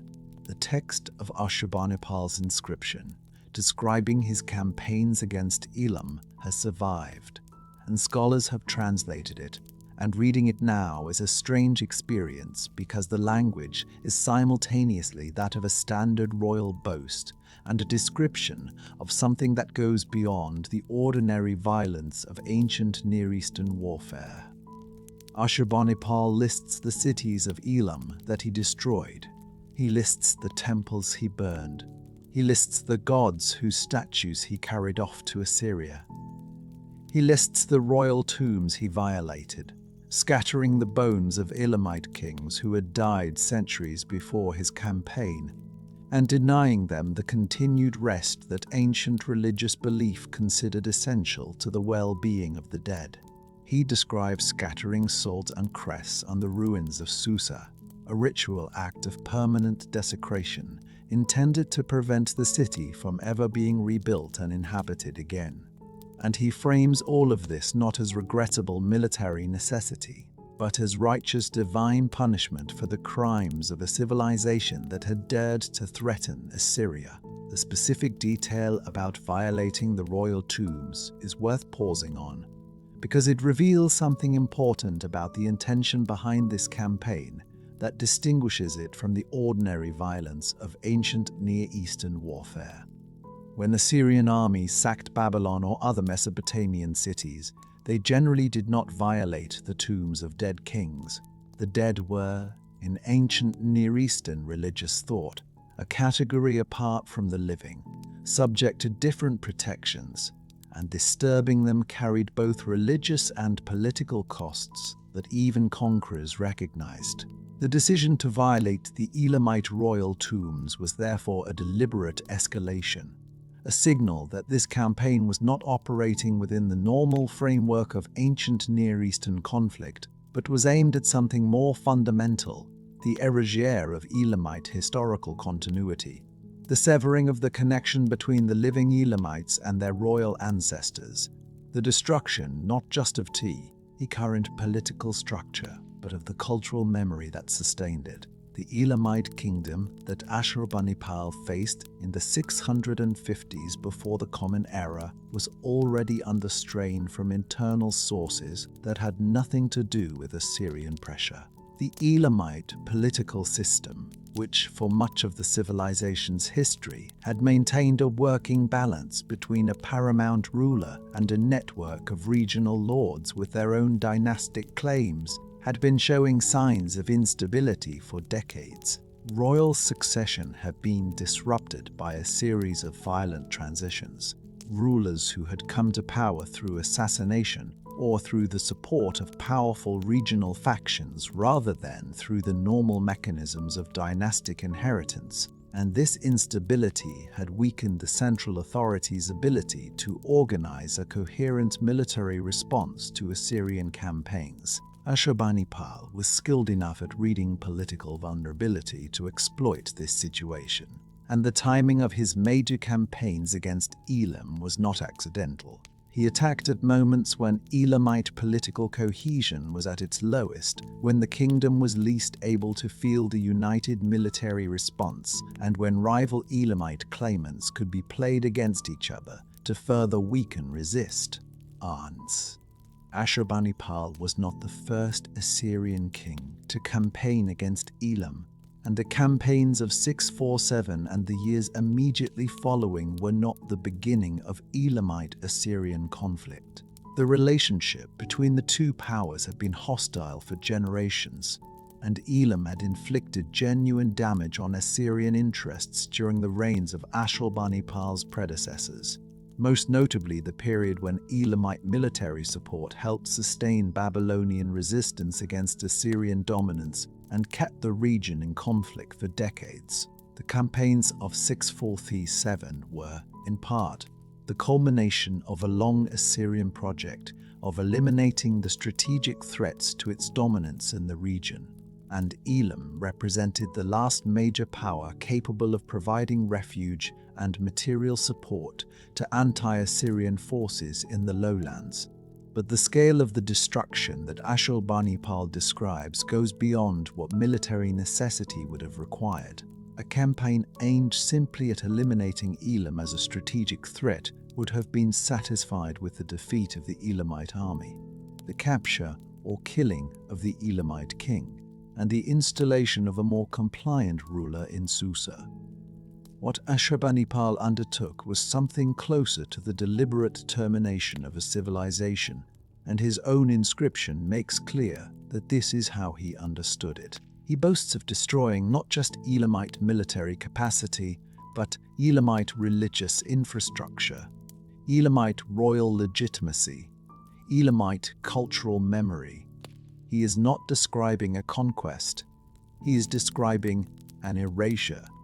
The salt scattered on the ruins of Susa, the bones of dead kings thrown to the wind, the silence that was intended to follow.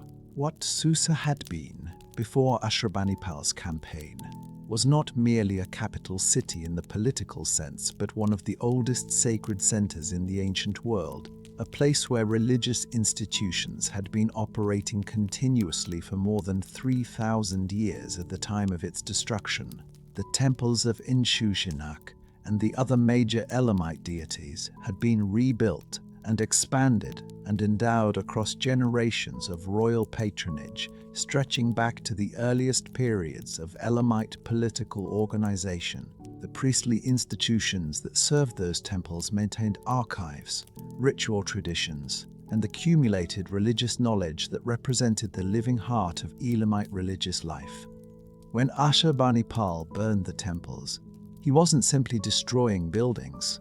He was destroying the institutional infrastructure of a religious tradition, the physical repositories of its accumulated knowledge, and the community of specialists whose expertise was necessary for its continuation. Temples can be rebuilt. The traditions they sustain can survive their physical destruction if the communities that maintain those traditions remain intact and connected to each other. Whether the Elamite religious community had sufficient coherence after 647 to continue transmitting its traditions is one of the questions we cannot answer with confidence, because the records simply stop. The inscription that Ashurbanipal commissioned is a document of imperial ideology as much as it is a historical record, and reading it requires the same kind of critical attention that we would bring to any self-serving account of a military campaign. The language of divine mandate, the claim that everything the Assyrian king did was commanded by the great god Ashur and therefore beyond moral judgment, was a standard element of Assyrian royal rhetoric, not unique to the campaigns against Elam. The specific catalogue of destruction, the listing of cities and temples and royal tombs, follows a conventional form. What is not conventional is the scale. The catalogue of what Ashurbanipal claims to have destroyed in Elam is longer, more specific, and more comprehensive than equivalent claims from earlier campaigns, suggesting that the actual destruction was genuinely extensive rather than merely rhetorically inflated. There is also an element of retrospective justification in the inscription's framing that suggests Ashurbanipal himself was aware that what he had done in Elam went beyond what was generally considered acceptable in ancient Near Eastern warfare. The emphasis on the crimes of Elamite kings, the detailed recounting of previous Elamite attacks on Assyrian allies and Assyrian sacred sites, reads like an argument, a case being made to a divine audience and a human posterity that the destruction was deserved, that Elam had brought this upon itself through its own transgressions. Kings who were entirely confident in the righteousness of their actions tended not to argue the point so elaborately. The question of why Ashurbanipal went this far, why the destruction of Elam took a form that was aimed at permanence rather than at the more modest goal of submission, is one that scholars have debated. The most likely explanation seems to be a combination of factors: the genuine frustration of a king who had spent much of his reign dealing with a persistent threat from the east that refused to be finally resolved by the normal means of ancient Near Eastern statecraft, the specific opportunity presented by a period of Elamite internal fragmentation and dynastic conflict that had weakened the king, Dom's ability to respond cohesively to Assyrian attack, and perhaps something more personal in the king's relationship with this particular enemy. A recognition that Elam was in some sense Assyria's most consistent and most capable opponent, the power that had come closest to threatening Assyrian dominance at precisely the moments when Assyrian dominance seemed most secure. The aftermath of 647 is not an immediate silence. It is worth being precise about this, because the narrative of catastrophic destruction can create the impression of an instant ending when the reality was more gradual and more complicated than any single dramatic moment can capture.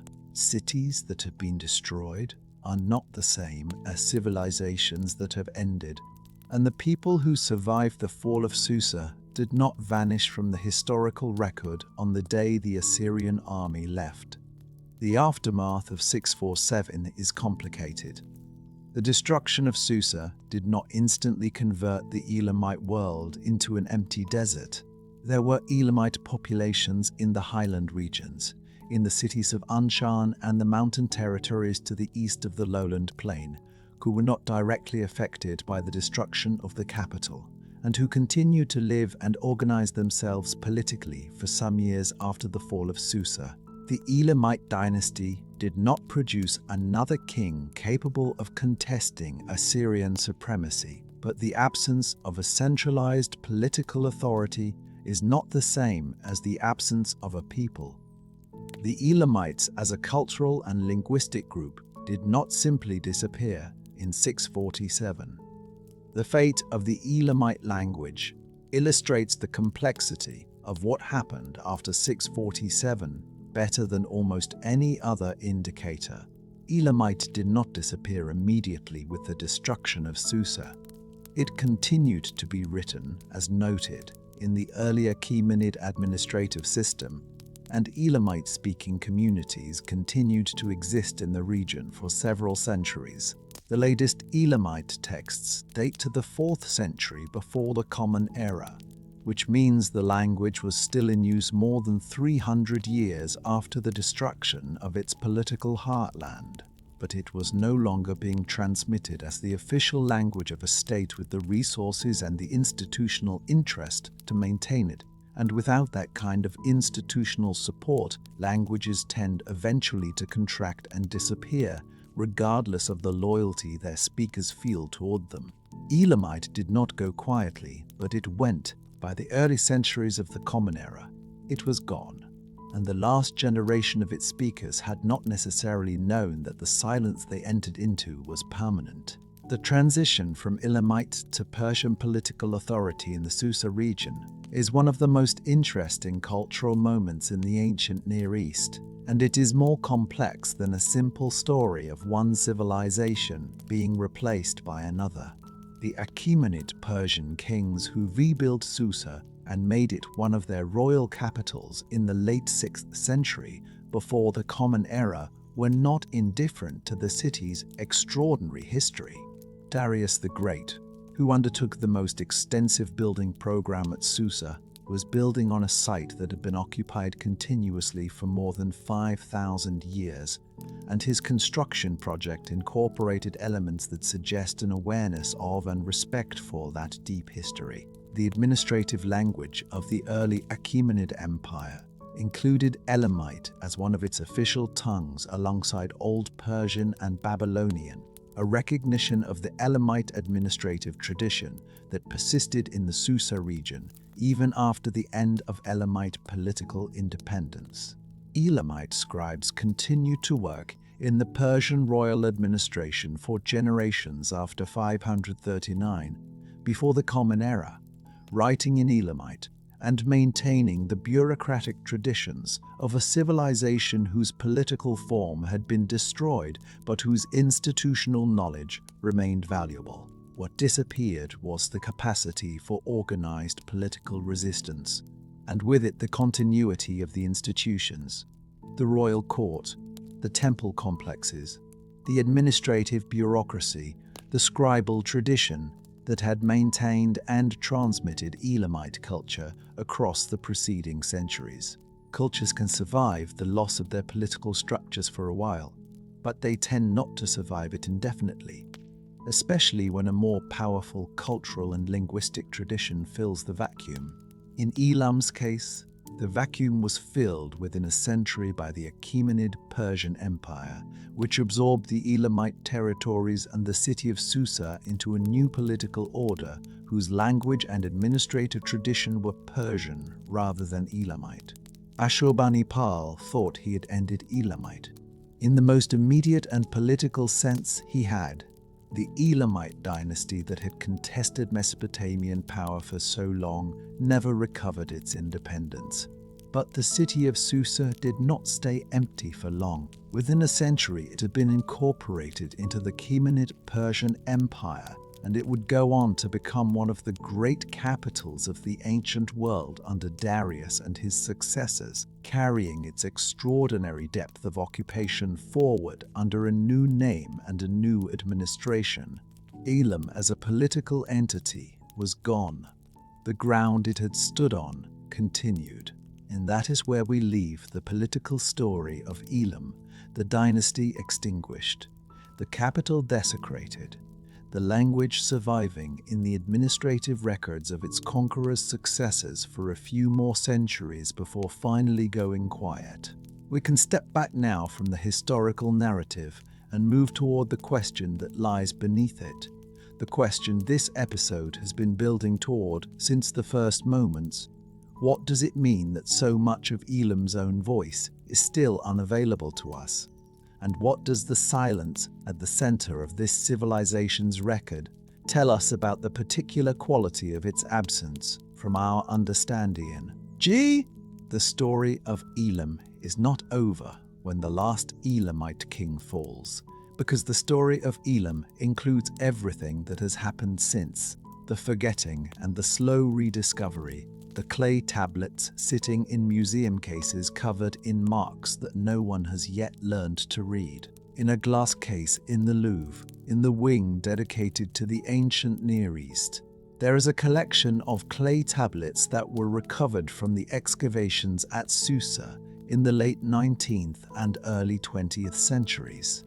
The tablets are small, the size of a hand, some of them smaller, pressed from the same kind of clay that the Elamites used for their administrative records and their religious texts, and they are covered in marks.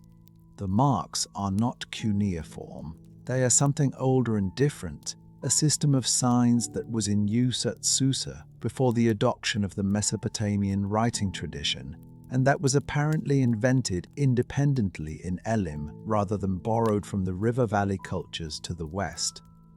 Scholars call this system Proto-Elamite, and it's the oldest writing in the world that has never been deciphered. The number of Proto-Elamite tablets is not small.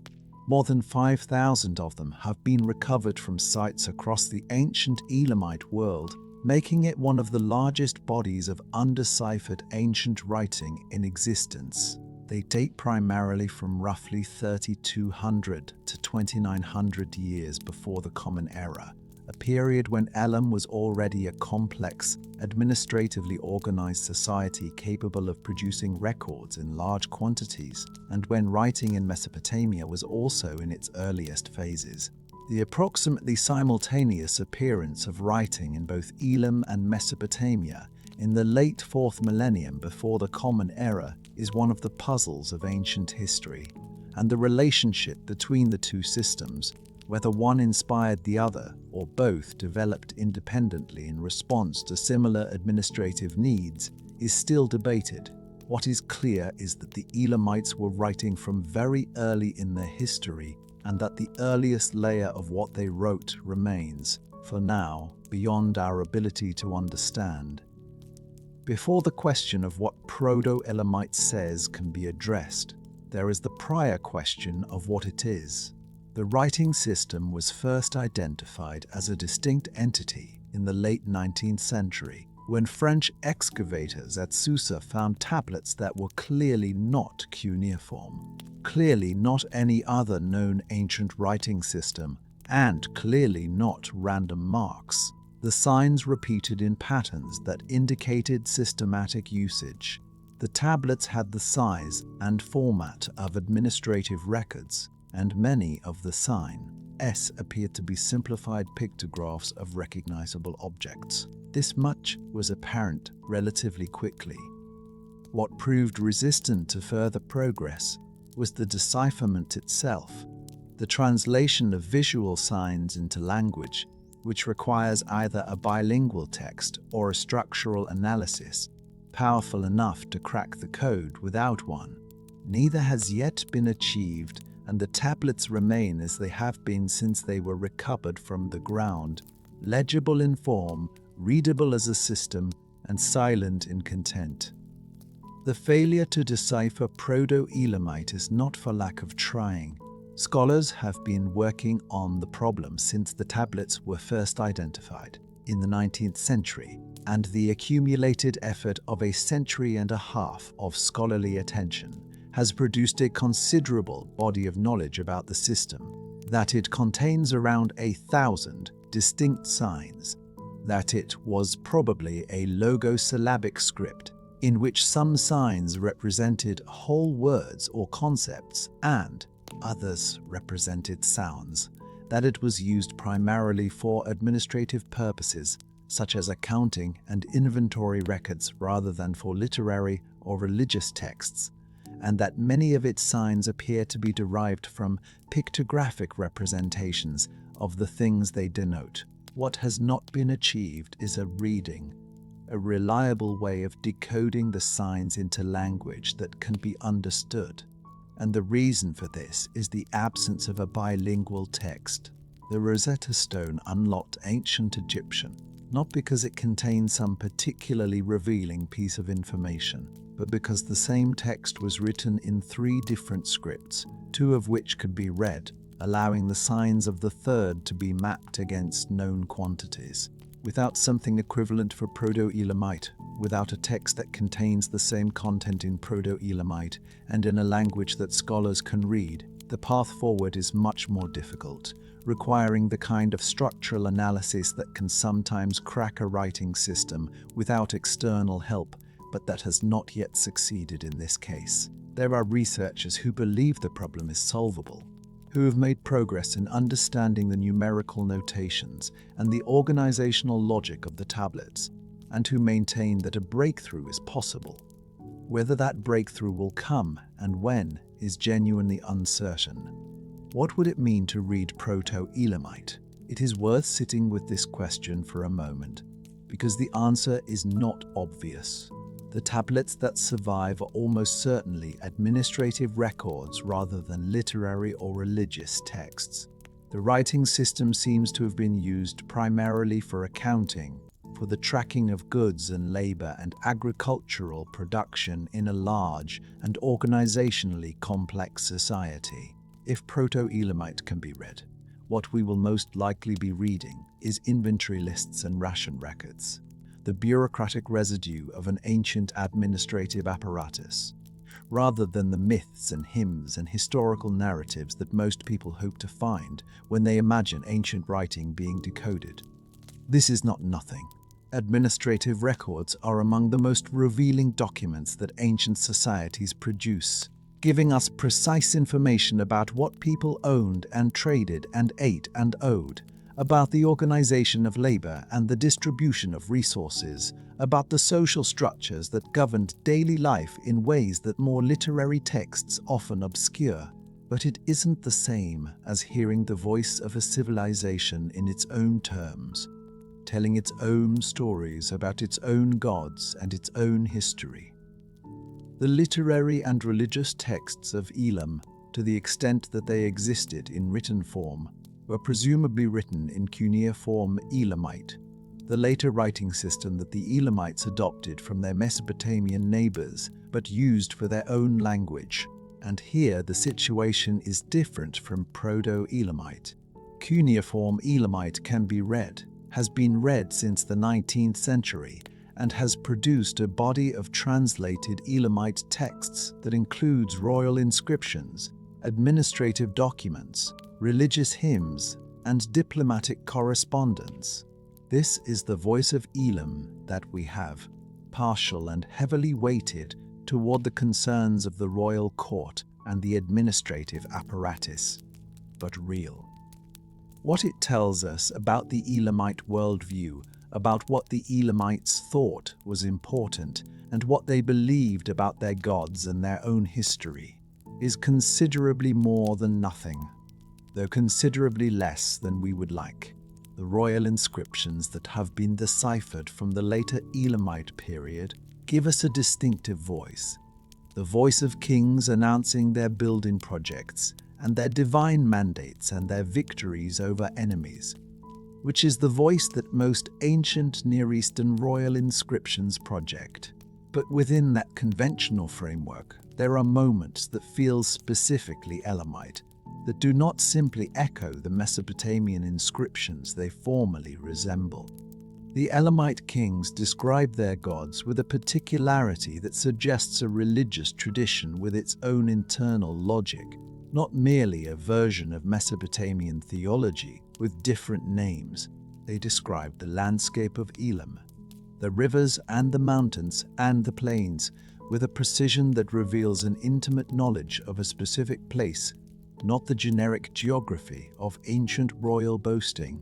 And they describe the relationship between the king and the gods in terms that emphasize mediation and service rather than the more aggressive divine patronage claims of some Mesopotamian royal traditions.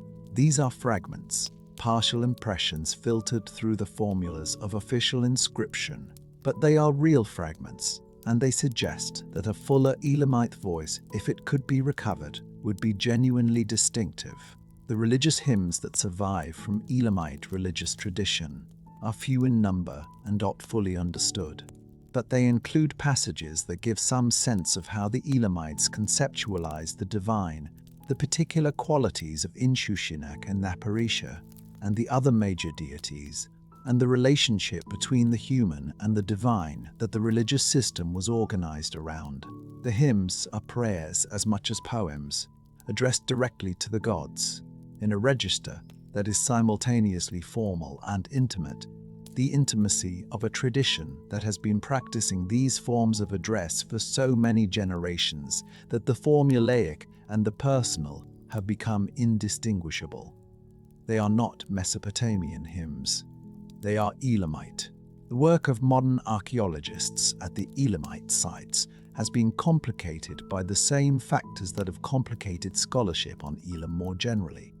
The difficulty of the terrain, the political circumstances of the region, and the enormous depth of the archaeological deposits at a site like Susa, where so many successive civilizations have built on top of each other that the early Elamite Lev, also buried under meters of later material. French archaeologists worked at Susa from the 1880s until the mid-20th century in an excavation program of extraordinary length and considerable productivity, and Iranian archaeologists have continued the work since. What they have found has transformed our understanding of the site and of Elamite civilization. But the work is far from complete, and the upper levels at Susa have frequently been excavated with a thoroughness that damaged or destroyed information about the lower levels in the pursuit of the more ancient material. There is a kind of scholarship that happens around forgotten civilizations that is different in texture from the scholarship that happens around well-known ones. The study of Elam is, in academic terms, a small field, a community of specialists who know each other's work closely and who are aware that they are working with a limited evidentiary base that requires a different kind of interpretive patience than the fields that study Rome or Egypt or Mesopotamia. In these better documented fields, the accumulation of evidence has reached a point where scholars can argue productively about the details of well-established narratives, refining the picture through increasingly precise analysis. In Elamite studies, the basic picture is still being assembled, and the interpretive patience required is the patience of someone who knows that a substantial portion of the material they need has not yet been recovered, and that the questions they cannot currently answer may someday be answerable if the right excavation is conducted in the right place with the right methods. This situation creates a particular kind of scholarly humility that is, I think, one of the more appealing characteristics of the field. Scholars who work on Elam are generally careful about what they claim to know and careful about distinguishing between what the evidence says and what it might imply and what they would like it to say. The honest acknowledgement of uncertainty that this requires is not a weakness. It is a form of intellectual faithfulness to the material, a refusal to paper over the gaps with confident-sounding assertions that cannot be verified. Elam deserves that kind of attention. The attention that is genuinely trying to understand, rather than trying to tell a satisfying story. Even when the genuinely trying is considerably harder than the satisfying story. The ziggurat at Chogha Zanbil is in better condition than almost any comparable structure from the ancient Near East because it was buried under sand and debris for most of its post-Elamite existence, protected by its own collapse rather than exposed to continuous human intervention. When Roman Gershman's team excavated it in the 1950s and 1960s, they found large portions of the lower courses essentially intact. The fired brick as solid as the day it was laid, the inscriptions legible, the architectural plan recoverable in detail. UNESCO designated the site a World Heritage Site in 1979, one of the first 3 sites in Iran to receive that designation, and conservation work has continued in subsequent decades to stabilize the surviving structure. It is not in danger of disappearing. It will be there in the desert plain of Khuzestan for a long time yet. Elam is not waiting to be rediscovered in the way that a tomb might be waiting. A sealed room with a specific content that a specific discovery will someday reveal. What it is waiting for is something more patient and more uncertain, the gradual accumulation of evidence and method that might, eventually, allow its own voice to be heard alongside the voices of the civilizations that survived it. The ziggurat is still there. The mounds of Susa are still there. The tablets in the museum cases are still there, still covered in marks that no one has yet learned to read. Whatever Elam thought of itself, whatever stories it told about its own gods, and its own kings and its own understanding of what it meant to build something in the desert and call it sacred, is somewhere in those marks, waiting. And that is where the story of Elam rests, held in the silence of undeciphered tablets and the weight of excavated ruins, waiting for the tools and the luck and the patient attention that may someday allow its own voice to be heard. We have traveled from the first settlements at Susa through the long middle centuries of conflict and construction and cultural self-definition, through the ambition of Antashnaparisha and the endurance of the long war and the deliberate erasure of Ashurbanipal, to the glass cases in which what remains of Proto-Elamite sits in patient illegibility. Let us come back now to where we started, to the desert plain in the morning light, to the ziggurat that is still there after all of this. The plain at Chogha Zanbil in the early morning has the quality that very old places have when they are also very empty. A quality that is not quite stillness because the wind is always moving across it, carrying dust from the direction of the mountains, but that is close to stillness in the way that it registers on the body as a kind of deceleration, a settling of whatever the previous hours have been doing to the blood and the breath. The ziggurat is still there, as it has been for more than 3,000 years. The lower courses of fired brick largely intact, the upper levels gone, but the mass of the thing still present, still rising from the flat ground with the particular authority of a structure that was built to last and has, in the most important sense, succeeded. What does it mean to have outlasted everything?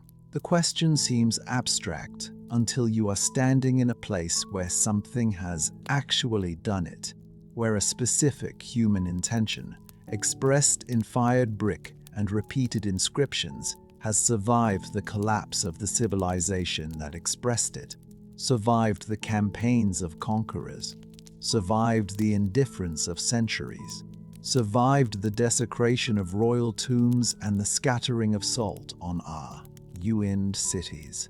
The intention is still here. It was built for gods whose names were Inshushinak and Napirisha. Gods that are not worshipped anywhere today and have not been worshipped for 2,000 years. And the fact that the gods are gone and the worshippers are gone does not seem to diminish the structure's presence in the landscape. It is still here. It still has weight and mass and a claim on the space it occupies. It still does what it was built to do, which was to be undeniable. The civilization that built it was more complex and more capable and more culturally distinctive than its current standing in public awareness suggests. It was not a minor culture living in the shadow of Mesopotamia, borrowing everything of significance from its neighbors and contributing nothing of its own. It was a major civilization with its own liturgies, its own religious tradition, its own art, its own political system, its own long and complicated history of engagement with the most powerful states of the ancient world. It fought Babylon and sometimes won. It fought Assyria and held on longer than almost any other target of Assyrian expansion. It built a ziggurat that is still standing. It left 5,000 clay tablets covered in writing that no one has yet read, which means that somewhere in those marks is a voice that has not yet been heard. The silence that surrounds Elam is not final. It is contingent. It is the silence of things that have not yet been found or understood, not the silence of things that no longer exist. Contingent silences can end. They have ended before in the history of ancient studies, when the right discovery combined with the right method and changed what was visible. They may end here too, given enough time and enough patient scholarly attention and the particular kind of luck that sometimes rewards that patience. This distinction is important because one of the ways that forgotten civilizations stay forgotten is the assumption that the silence they inhabit is the silence of absence, of genuine historical disappearance, when in fact, it is often the silence of insufficient attention or insufficient luck in the distribution of excavation funding across the many sites that deserve investigation. Elam has received a good deal of scholarly attention over the past century and a half. It has not yet received the attention that it deserves, and the gap between what is known and what could be known, given more resources and more time, is very large. The question of why Elam is not better known is one that scholars of the ancient Near East have occasionally addressed, and the answers they give tend to converge on a few factors that reinforce each other. The first is the language isolation that the episode has returned to repeatedly, because Elamite is not related to any other known language. The community of scholars capable of reading the texts is small, the teaching tradition is thin, and the secondary literature in the languages most broadly accessible to general readers is limited. Compared to the enormous volume of scholarship on Egypt, Mesopotamia, Greece, and Rome, written in English and French and German and Italian and available in libraries around the world, the scholarship on Elam is a narrow stream, excellent in quality but limited in reach. The second factor is geographic. Elam's core territory lies in southwestern Iran, and the conditions for international archaeological fieldwork in this region have been complicated since 1979 in ways that have limited the volume of new excavation and the accessibility of the sites to the broader scholarly community. The French archaeologists who worked at Susa for nearly a century produced a remarkable body of research, but the continuity of that research was disrupted and the international collaboration that generates the kind of sustained, multi-institution project work that produces rapid advances in understanding has been difficult to organize.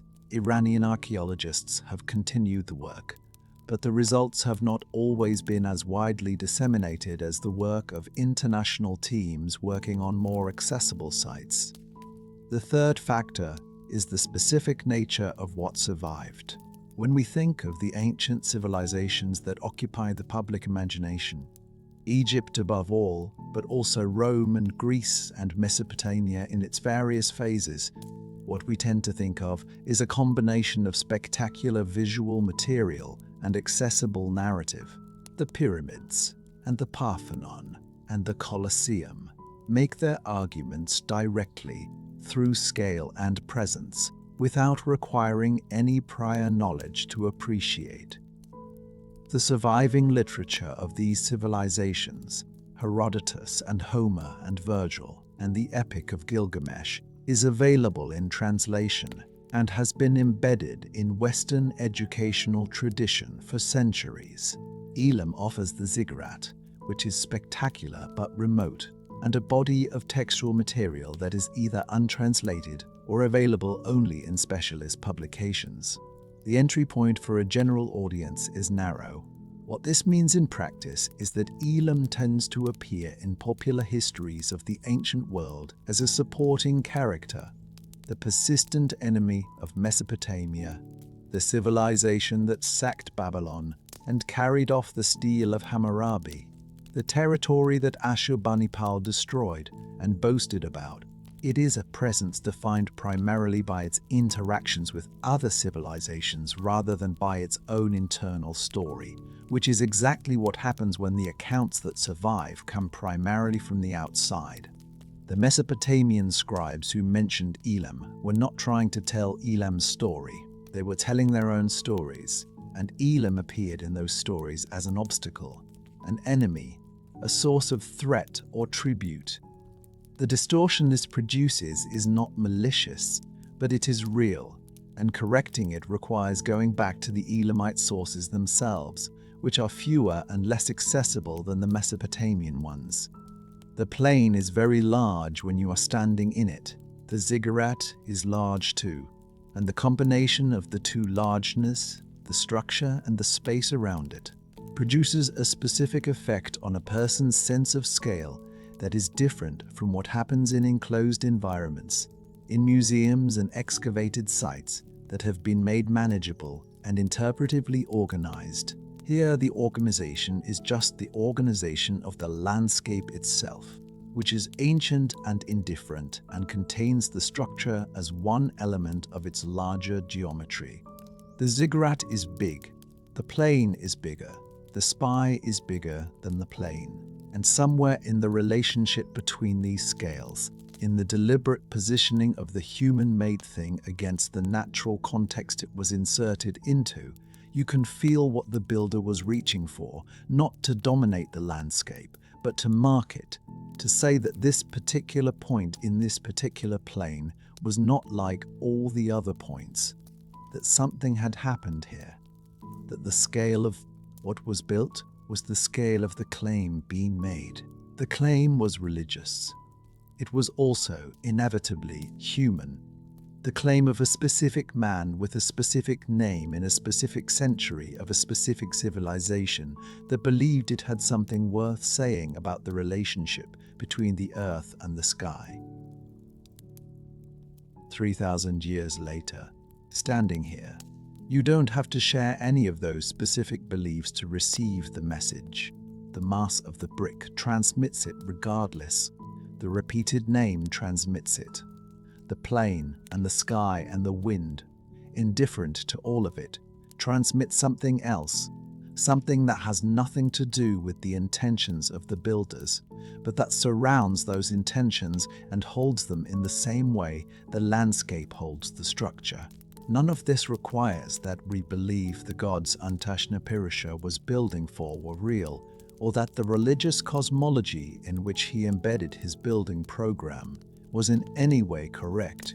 What it requires is only that we recognize the seriousness of the intention, the quality of the commitment, the durability of what that commitment produced. A person who builds with that kind of care is not building carelessly. A civilization that sustains that kind of care across 2,000 years is not a civilization that can be dismissed as peripheral to the history it was part of. Elam was real. The ziggurat is its most enduring argument for that reality, and the argument is still being made on a flat plain in southwestern Iran, in fired brick that has survived 3,000 years of wind and heat to anyone who makes the journey to come and hear it. The light is fully up now across the desert plain. The pale brick of the ziggurat has the same color as the sandy ground around it, the same color as the surrounding hills, as though the structure has been here long enough to become continuous with the landscape it was built in. This is what 3,000 years of weathering does. It smooths the distinction between the made thing and the natural thing, between the human intention and the geological fact. The ziggurat is still a structure, still recognizable as something built, but it has also become something else. Something that belongs to this specific place in the way that only very long duration can make a thing belong. The recovery of a forgotten civilization from the condition of forgetting is a slow process that does not announce itself with any single dramatic discovery, but accumulates across generations of scholarly attention. Each generation adding a little more to the picture, refining what the previous generation established. Occasionally finding something that changes the shape of the whole. The excavations at Susa, across more than a century, have produced a picture of the city that would have been unimaginable to the early excavators, who worked with limited techniques and limited knowledge of the broader context in which the material they found was originally produced. The current state of Elamite studies is not the final state. The scholars working today will be succeeded by scholars working with better tools, more data, and perhaps a decipherment of Proto-Elamite that opens the earliest layer of the civilization's history to direct reading. The picture will continue to change. What will not change is the ziggurat and the plain and the wind, which belong to a timescale that is indifferent to the pace of scholarship. The structure was built on a geological surface that had been forming for millions of years before anyone thought to put fired brick on it, and it will remain on that surface for a long time after the current generation of scholars has done its work and been succeeded by the next. The brick is patient. The inscriptions are patient. The name is patient. 3,000 years of patience is a considerable demonstration of the capacity for it. And the brick shows no sign of running out of patience anytime soon. There is a particular feeling that comes with standing at a site like this, knowing what you know about what was here and what it became and what remains. It is not grief exactly, though there is something in it related to grief, something that has to do with the awareness of what is irreversible. The civilization is not coming back. The language will not return to daily use. The gods are not going to be worshipped again by communities for whom they are genuinely present, rather than academically interesting. All of that is permanent, and the permanence is not sad exactly, but it is real, and it registers in the body the way real things register, as a kind of weight. But the structure is still here, and the tablets are still here, and the scholars are still working, slowly, carefully, accumulating the knowledge that may eventually allow the marks to be read, and the voice to be heard, the permanence of the loss, and the possibility of the partial recovery coexist in this place in a way that is specific to very old sites. Both things are true simultaneously. The weight of the gone and the presence of the surviving. The silence and the marks that are waiting to fill it. The plain stretches in every direction.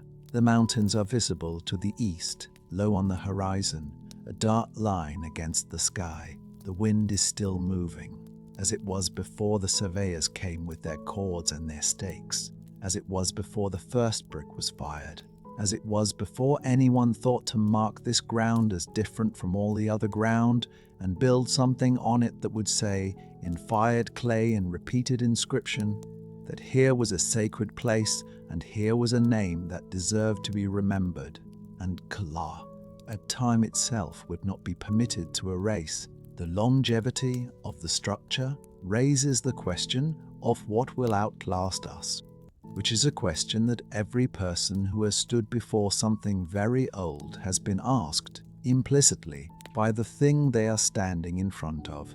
The fired brick of Chogha Zanbil is going to outlast anything built in the current century, almost certainly by a very large margin, and the people who built it didn't have access to better technology than we have, only to a more durable material and a greater willingness to use it in quantity. The ziggurat is still here because someone decided, 32 centuries ago, that what was being built deserved the best material available and the maximum commitment to permanence that the available resources could sustain. The decision to use fired brick rather than mud brick, to inscribe every surface rather than a few strategic locations, to build at a scale that guaranteed the mass of the structure would resist ordinary erosion, was a decision about the future, a decision about what the future should be able to see and know and inherit. What we have inherited is the brick and the inscription, and the ruin of an ambition that was partially realized. We have not inherited the language in which that ambition was most fully expressed, the earliest layer of Elamite writing that remains sealed against our understanding. But we have enough. We have the shape of the structure, the repetition of the name, the extraordinary depth of occupation at Susa, the cuneiform texts that speak imperfectly but really about what Elam thought it was and what it hoped for and what it believed about the gods it built for. We have enough to know that something significant was here, that the silence surrounding it isn't the silence of emptiness, but the silence of things that have not yet been fully heard.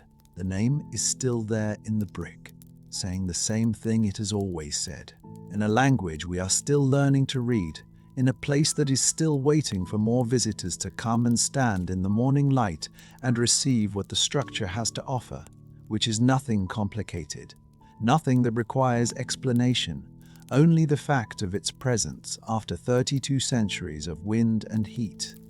And indifference, the fact of its survival, the fact of a name that was fired into clay by hands that are long gone and that persists here in the desert plain, as though persistence were its own form of argument, as though simply being still here were sufficient answer to every question about why it matters. It is still saying it. The name is still there, cut into brick, repeated on every surface that the king's masons could reach, a name that has survived everything that was thrown at it across 32 centuries of wind and heat and indifference.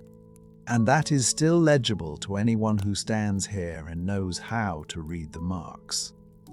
Antashnapirisha, the name that outlasted everything. The wind moves across the plain. The wind moves across the plain. It has always moved across this plain.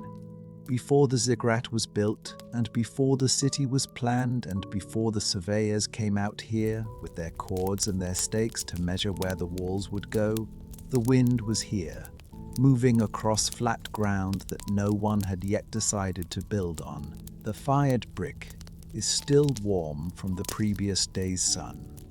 The marks in it are still legible, a name repeated over and over in a language that the people who made it understood and that we are still learning to read. The city that grew up around the ziggurat was never completed.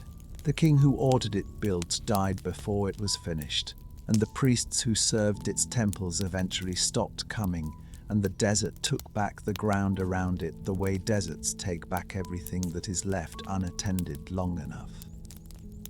But the structure at the center held. There is a word in the inscriptions on the ziggurat, a word repeated so many times that even scholars who cannot read the Elamite language recognize it by sight. It is the name of the king who built it. Naparisha.